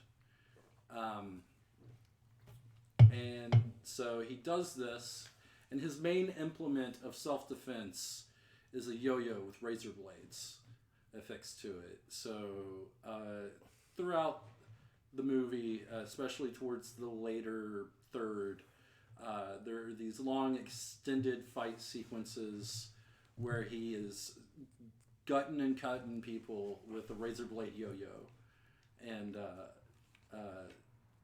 with the best Chinese choreography money can buy. And I will name this movie 2099, a musical.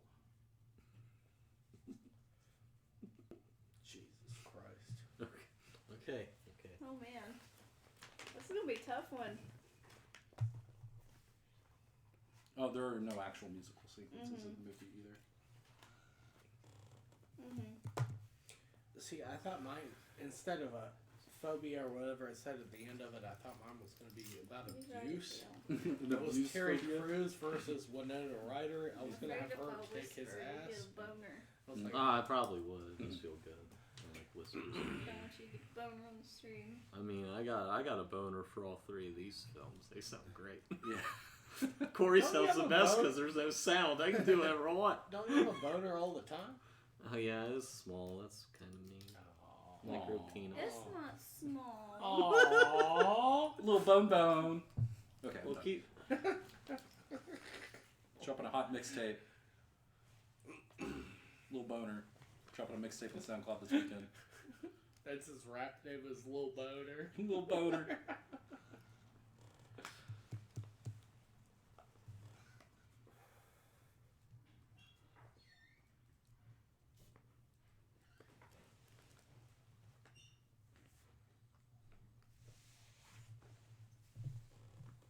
This is giving me a boner. Jesus.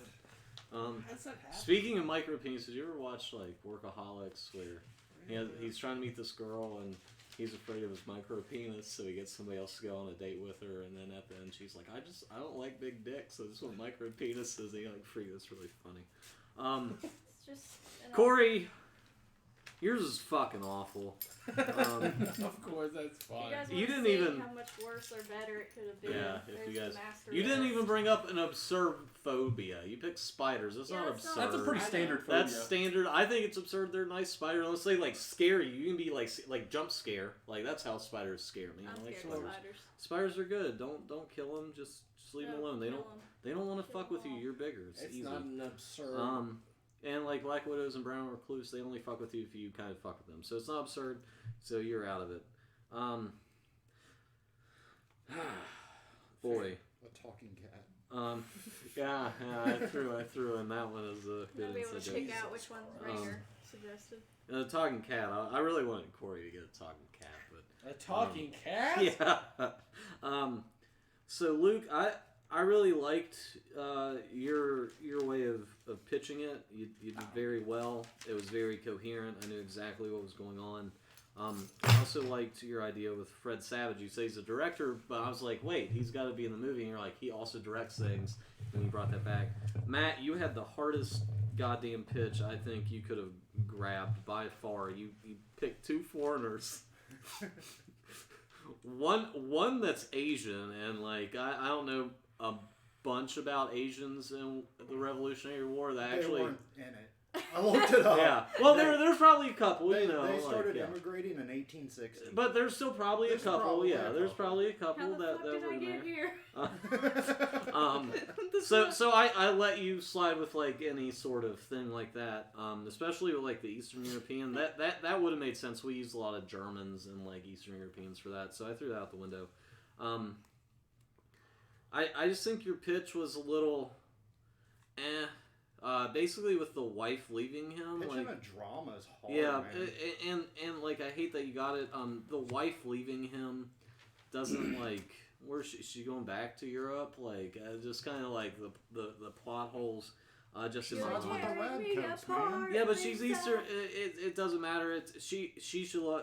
It did make sense. Like I kind of got lost. I wrote down everything you said. I really like how you made Jet Li an alien. I thought that was fucking brilliant. That was a good tie together with your shitty thing. Not his pitch was shitty. His draw was shitty. You got a shitty draw. Yeah. That's like you basically. I'd say you lost because of your draw, and it's random and that happens. Luke, I liked yours with the razor blades. I almost kind of lost it with the Chinese choreography, but it is a Chinese old style weapon, so that's kind of like I can see that working. Most yo-yoers are not Chinese, in fact. Yeah, no, I just mean like, as far as the fight style. I and think stuff. I think your movie would be better than both of theirs, especially Corey's. That was just you took 2 minutes. It was like a And I could fucking see a sideshow. messed out Nicolas Cage. Yeah, in and you brought the Apocalypse, like, freak out in. I do like how you brought Fred Savage as a director and he's in the movie because I really liked how you brought that because I lost you, but you immediately brought How it do you back. do a silent movie Um, to this day and age, though? Didn't Best The Picture Artist win? did. The Artist wasn't that what it's called? It won Best Picture Quiet like Place. 20 Silent? Yeah, it was Or a is that black what and it's white called? silent movie. Based on a silent movie actor. They I haven't did- seen it. It's supposed to be really good. They It was did in a black and white as Film well. Quiet adaptation Places. of Call of Cthulhu in 2001 that's really Yeah, good. it's a silent. silent film, black and So white. so you can do a lot with silent. You could have gone into more like Could how have. it's slapsticky. Your absurd phobia was like as soon as I heard you say spider, I literally just wrote down Yeah. Winona scary spider, I read silent slapstick. I read it Spider as fear. different.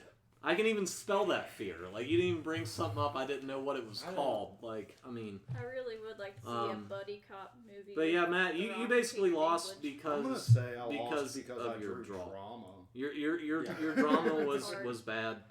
You got a bad draw. Luke's just it sounds more fun than your movie. Well, yeah, it's a Um, drama. Yeah. Oh, his could be drama too. It didn't. It's it does say basically thriller, so- impossible not to make But- an at least compelling The post-apocalyptic thriller. the Yeah. razor blade yo-yos. I was trying. I honestly just wanted somebody to actually just walk up and like walk the dog and like No, do that. And that'd Gutting be and the yo-yo cutting, fight, but dude. you changed it it's a up. post-apocalyptic So- thriller. You gotta Could've make made do mine with better. weapons you So got. Terry unfortunately, Crews, though, being scared of Um, spiders is funny to me. well, you said Winona Ryder was scared of I know. spiders. Now you're I already know. changing On a it. related Yeah. note, has Um, anyone here seen Sokoban Deka? no. No. Sokoban Deka is a Japanese TV show about a girl detective who fights with yo-yos. That sounds pretty badass. Yeah. You can do a lot. So, Matt, unfortunately, you lost to Corey. I feel robbed. though. I don't. If you look at my notes, I don't think you'll feel robbed. I think I did pretty well. I still love you. No, just in the Just losing to Corey. Yeah. drama. Oh yeah, you Yeah. got screwed, and you did pull it, but his movie did sound better as a thing. You did well. How are That was you a gonna good pick. have alien fanboys in a drama? Right. I mean, he could have picked anything else. He could have picked an epidemic, a runaway train, Pick Nazis. any four numbers. Oh, we totally threw Nazis in there. You did. A love triangle. We had all this. That's we had, like you 3 just got a bad- times. We're, you just got a bad we're draw. they're gonna send us a sassy, sassy robot companion. I didn't know that Say- one. Nobody. Say it what number again. was that? Say- That was bill. 8. Say Nazi one more fucking time. Nazi. Dude, I've been watching the History Channel like so So often now. so it's great. we'll let you smoke. We gotta think. We know one speedrun question. We're We kinda- do. Is yeah, it me versus Jim? Yeah, it's Yeah. you and Luke. What else? Let's do All right, I'm gonna do get this Pete. one. I'm gonna hype up. Huh? I'm gonna argue you into the fucking dirt, son. I'm gonna punch the Oh. fuck out of That's you. I okay. don't even know you Yeah. anymore without your beard and your hair. You have to and read shit. this one because I still don't Weird. understand it. It's Um, it's Which other one do you want? You can write. God, I can't think of shit. I'm not as movie You literate. threaten physical violence. I think you should automatically be disqualified. You need to be putting some Eucerin on your hands, I baby. know. You're getting all psoriasis, CC. We'll do this one because it will narrow I it thought down. you've already done that before. We haven't done. Oh, we might have done that actually. Because I thought you did a whole like night on that specifically. I don't think like, we asked that. as a but whole. Yeah, you're right. That's good. So that one. Well, we need 3, so we need 5 questions. Shit. Do you though? Could poll our live audience. If there's anybody watching. There's beverage.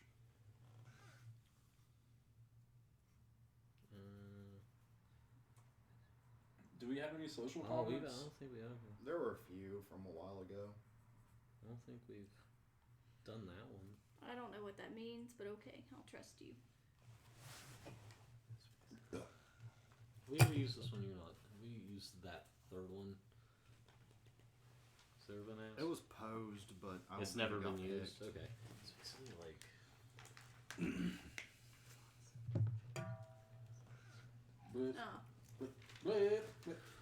Oh. What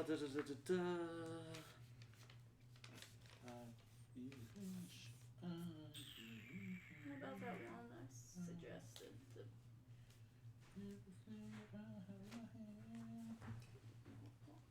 Oh yeah. Ghost. My sign language. Okay, I don't think we'll have to do more That's than gonna be a that. pain in the ass, but yeah. Okay. Alright, so speed round for everybody. It's between Luke, who Jim. I expected, and Corey, who I'm surprised is still slightly coherent.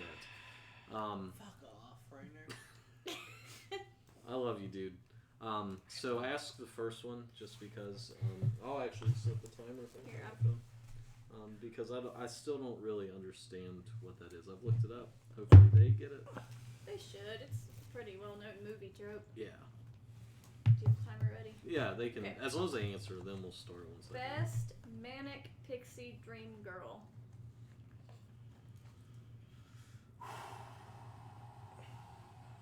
And if you don't know what that is, we will tell you. Don't feel bad. I know what it is. Okay, Ali Sheedy and the Breakfast Club. Yeah.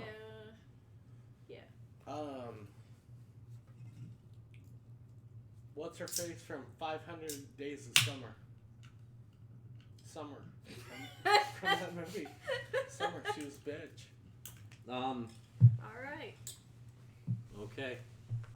Does that You qualify? said Is Breakfast that Club, correct? Girlfriend Breakfast. Yeah. Ali Sheedy and Yeah, the Breakfast Club. Yeah, got it. So you'll go first. Okay. Once you start speaking, you get 30 seconds. Mhm. Then you'll get 30 seconds, and then I- 15. I go first because I answered second. No, I go first because I answered first. No. No. is that No, how- I'm who goes wrong. first? Yeah, Was he- yeah. okay. Corey goes Okay. first. Sorry, I got that backwards too. No, that makes more sense. Honestly, Yeah. in my head. Sorry, I got it wrong. So Corey, whenever you begin, we have 30 seconds on the clock.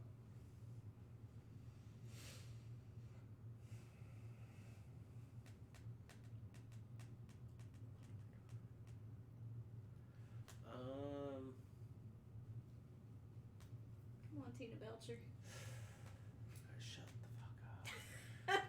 Doesn't count as starting. I shouldn't have picked this one, actually.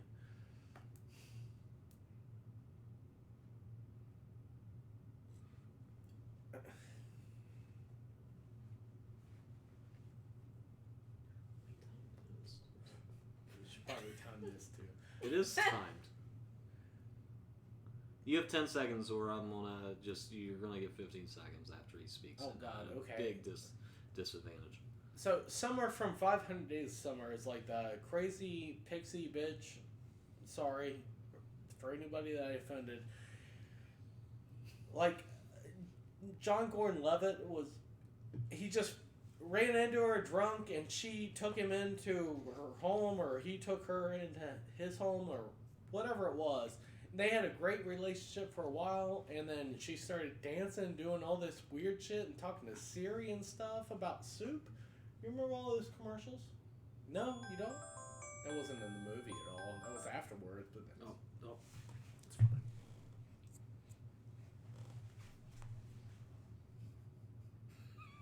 He's trying not to get the giggles over there. Sorry for helping.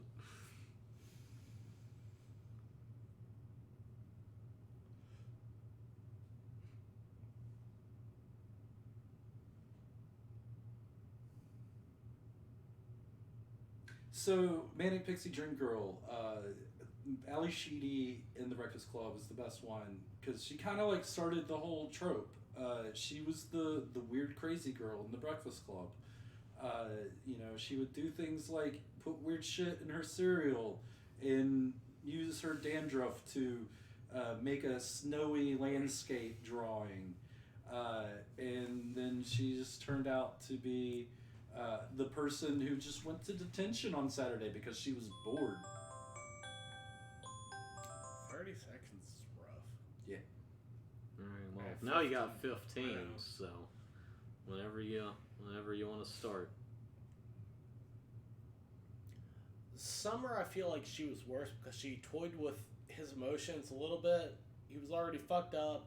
Mhm. Whatever, it's fine. But she fucked with him, and she's like, "Come to my wedding party," and he didn't even know that. She was just like, "Come to a party."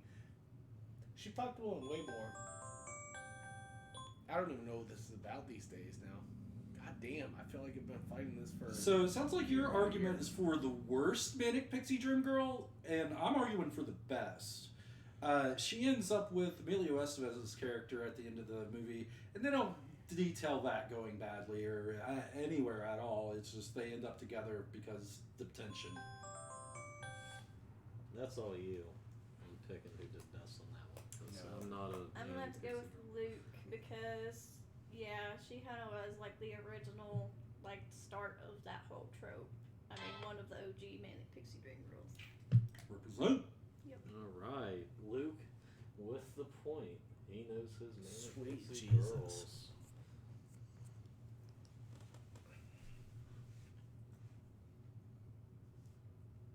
Can you use a lighter real quick? No. Oh, Thank you. faster to the draw. Mm-hmm. All right, this one's good.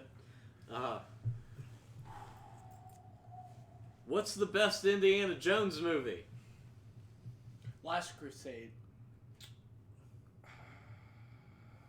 You only have two other choices. He has three. I He really was. you only I have actually- two. You only have I two. actually only have one other choice, and it's Raiders of the Lost Ark. Mm-hmm. So we have Raiders versus the Crusade. The Last Who's gonna Crusade. go first? So Luke, you get to go first. I'm pretty excited about this one. You really only have one choice. Yeah, one and a half. This isn't me talking. Yes, I did only have one choice. The other two were kind of considered shitty movies. But Yeah, there could be arguments made for this. we'll talk about Anywho. that after. Um, So, wherever you begin. Raiders of the Lost Ark. It's the original. It's the best. You know, everything from the opening sequence with the natives chasing him down for the idol to the face melting sequence towards the end of the movie where the Nazis get their comeuppance. It's all great. It's a mile-a-minute fucking thrill ride, and everyone should watch it. It's a brilliant movie, and there's no daddy drama to go with it, and it doesn't need it. It's just indie fighting Nazis for the Ark. I wanted to hear it. Again with the Nazis. Fuck, we're gonna get like damned. So, Can I call them N-words? We are No, not don't white call them fucking supremacists. N-words. That's worse. All right. So How is that worse? It won't demonetize this. There's a lot of Nazis in there's. Indiana Jones. We're I mean- talking about Alright. Indiana Jones. Anyway, go Corey. Whenever you want to begin with your Last Crusade.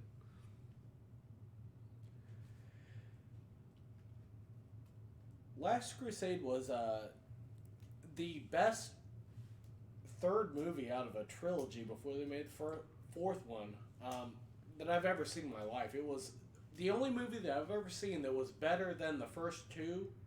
That movie was great. It showed an origin story.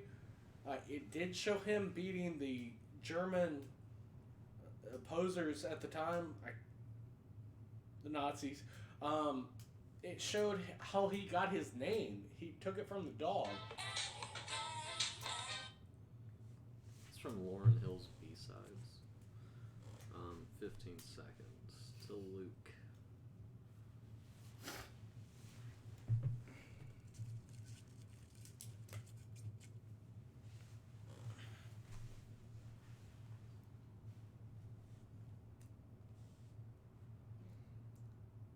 The first movie didn't need that exposition because it was establishing the character of Indiana Jones. And before then, no one knew what Indiana Jones was. There wasn't an Indiana Jones even before this movie, so why would they need to know where his name came from? I believe that it damn.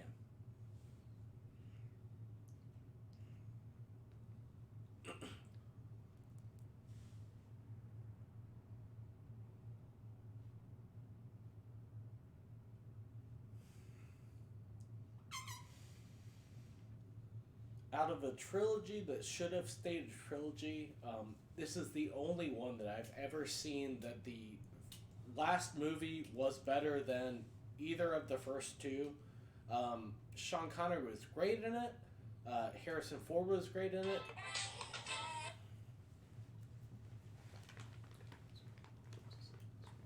What? I'm neutral on this one. This is all you, baby. Colluding.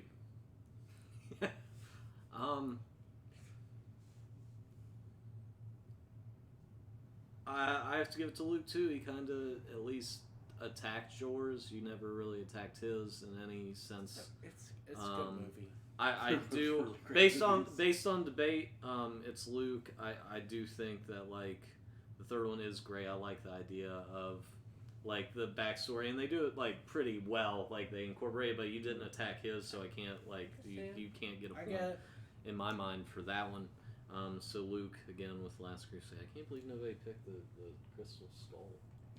That's a hard argument to win. Well, nobody picked that. Shia one. LaBeouf is a great actor. I totally He would. is, actually, Hey, though. Just do it. But no, I think he would have been a good like new indie. I think he could would have. have. I think he would have done I it. think, the they tried story. and then they were just like, The story was done. it's awful. Temple Doom. Like I love it. Short it's a Round. great movie. Like I hated it when I saw him as little. I was like, this is the worst one. But I think it was because it didn't have Nazis, so it was like so different. But then like going back, I'm like, this is a pretty good movie. It's, Prequel, wasn't it? No. No, I thought it took place before the Raiders. No, it's No. after. And it was- it's possibly in the chronological order. It's the third one. I'm pretty sure. It was so violent. Because too, you have that- the Raiders, and then you have Last Crusade, and then he's just like off doing his own thing. The best example now is like the Da Vinci Code is basically Indiana Jones at this point. Yeah. Does the same sort of thing. Archaeologist gets in hairy What was situations. the one with Nick Cage? Yeah. National Treasure. National Treasure. Kinda, yeah. That's also in there. But Temple Doom, the older I get, the more I appreciate it. It's just Like, it's killing indie, Nazis is indie. cool. I It's just kind didn't. of, that's what I mean. It's kind of funnier. Like they put that shit, but that was before. Like that was right could've around gone the with the- time that they had they were trying to put ratings Yeah. on things, Yeah, And it was somehow a weird. PG-13 or something like or that. like a PG, With the and they have the guy taking heart, a the heart. Yeah. thing, yeah. So Luke is at 4. Corey is. Is this game point for me? It is game point. Shit. I gotta Um, win this one. I need This one. shit to do. This is all going to be about the arguments because you use a lot. Best use of Deus Ex Machina. Oof. Best use of it. Twilight 5. No, I'm just kidding. I'm gonna look up. Deus Ex Machina is when essentially the plot resolves itself because it's a fucking movie. It's sent from the gods. It's Yeah. a plot device to end it from the It gods. literally means God from the machine. Yeah. It comes from Greek and Roman stage plays where Literal gods would come a down. god would This is come fucking down over. from a crane. Yeah. I hope somebody picks my answer that I would say.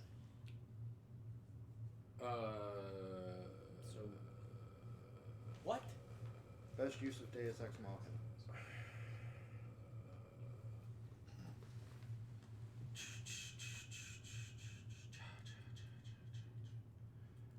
Goddamn.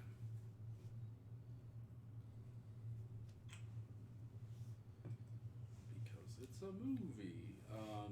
Signs. That scene where water kills all the aliens and they leave. Okay. Because they might actually just be demons. Can't take that into consideration. Fuck. Now I gotta really think of something. Because you said it out of turn, I cannot take that into consideration. I'm gonna use this as a Just, same answer for the second. I hope you use it Try for it again. the next question if you win this one, I hope because so. you're fucked. Probably, it's fine. I've never made it this far. I have. Once. It's Holy Grail, where like they literally have like the Godfoot squish somebody. Yeah, I'm gonna go with Monty Python and the Holy Grail. There's a lot of Deus Ex Machina in that. What's the question again? The best use of a Deus Ex Machina. Okay. That's it. So you go with Holy Grail. He went with Signs. I'll just go that route. Yeah. Whenever you begin, Luke. Yeah, so Monty Python and the Holy Grail. This is pretty much any moment where you see the Terry Gilliam animations resolving a plot point. This is pretty much a pretty good example of Deus Ex Machina. And even without the Terry Gilliam animations, you have the holy hand grenade of Antioch to kill the fucking little rabbit guy that kills everybody. It's ridiculous and it's silly, and to be honest, the use of Deus Ex Machina.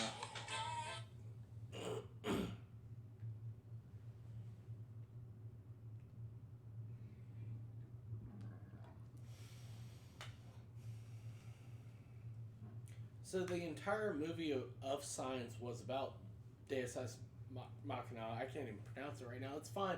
The Mel Gibson's priest gets chopped in half. At the end, like, everything just ends up being like the little girl has water all over the place for no reason. They put it in there, and then at the end, like, the guy that used to be a baseball player that has to live with him now ends up smashing those bottles against the aliens, and hell, shit, that's what kills him. So the use of Deus Ex Machina in and of itself was pretty silly and ridiculous, and who better to point that out than Monty Python? The holy hand grenade scene, and I believe there's a foot squash in that movie. They like to use that animation a lot, but pretty much anytime something.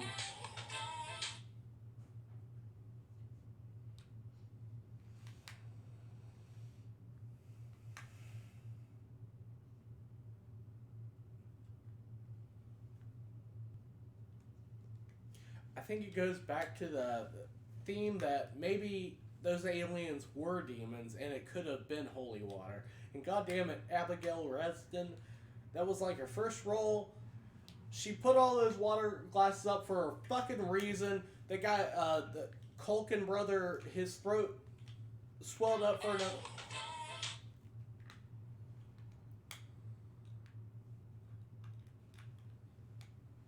That's it, isn't it? Yeah, I think so.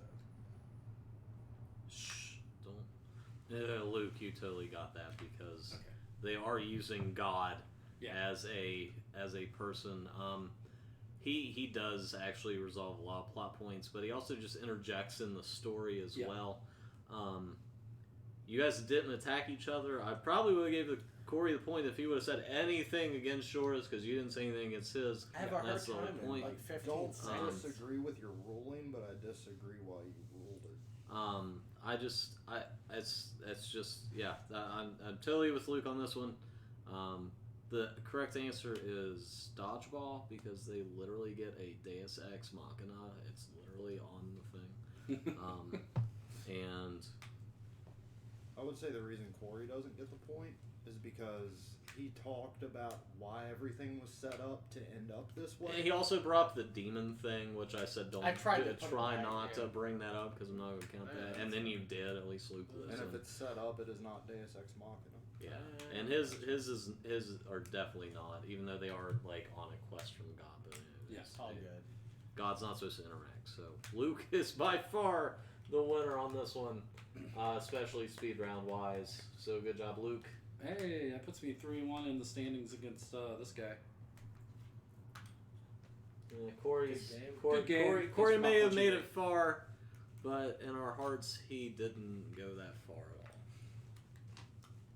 Beat Matt. First time ever. No, actually, nobody. The only person that beat Matt was Luke. If I actually like sports, you still Game, lost. At least. What, sports? I didn't do sports. This is like chess sport. Oh, okay, that sort of sport. So there we have two losers. They both lost. Luke's the winner. So that was it. I'm the Episode winner, you're the 39. losers. Even you at home. Good job being Next losers, week, everybody. Next week we tried to time it so it'd be short, but it ended up being just as long. I'm still not quite Next sure week how is that happened. Wrestling. And then the week after that Wrestling. is the Wrestling. gangbang. Yeah, the gangbang. Not we I still safe think for the work. gangbang is going to be. I awful. might make a Pornhub Live account for that one because that's going to get a little freaky. Movie gangbang. Pay per view. That's pay per view. Yes. Make sure you turn the streaming off. It's Oh, gonna I mean, you it's can gonna watch- air exclusively on my Thanks for premium watching. If you're Snap. still Bye here. It'll everybody. be screen. I doubt anybody's still here if you watch it later. You have to pay to Actually, Were Where there are any you people Just in here? case we're getting paid, Nazis. There were some in and out, and 2 people watched continuously. It was good. Wow. Who watched Good debate. continuously? Beverage was one of them. Oh, okay. So have a good Hey, night, Beverage. Our friend. everybody. Get the Thanksgiving Zone from DPW. I see It's a the light. truth.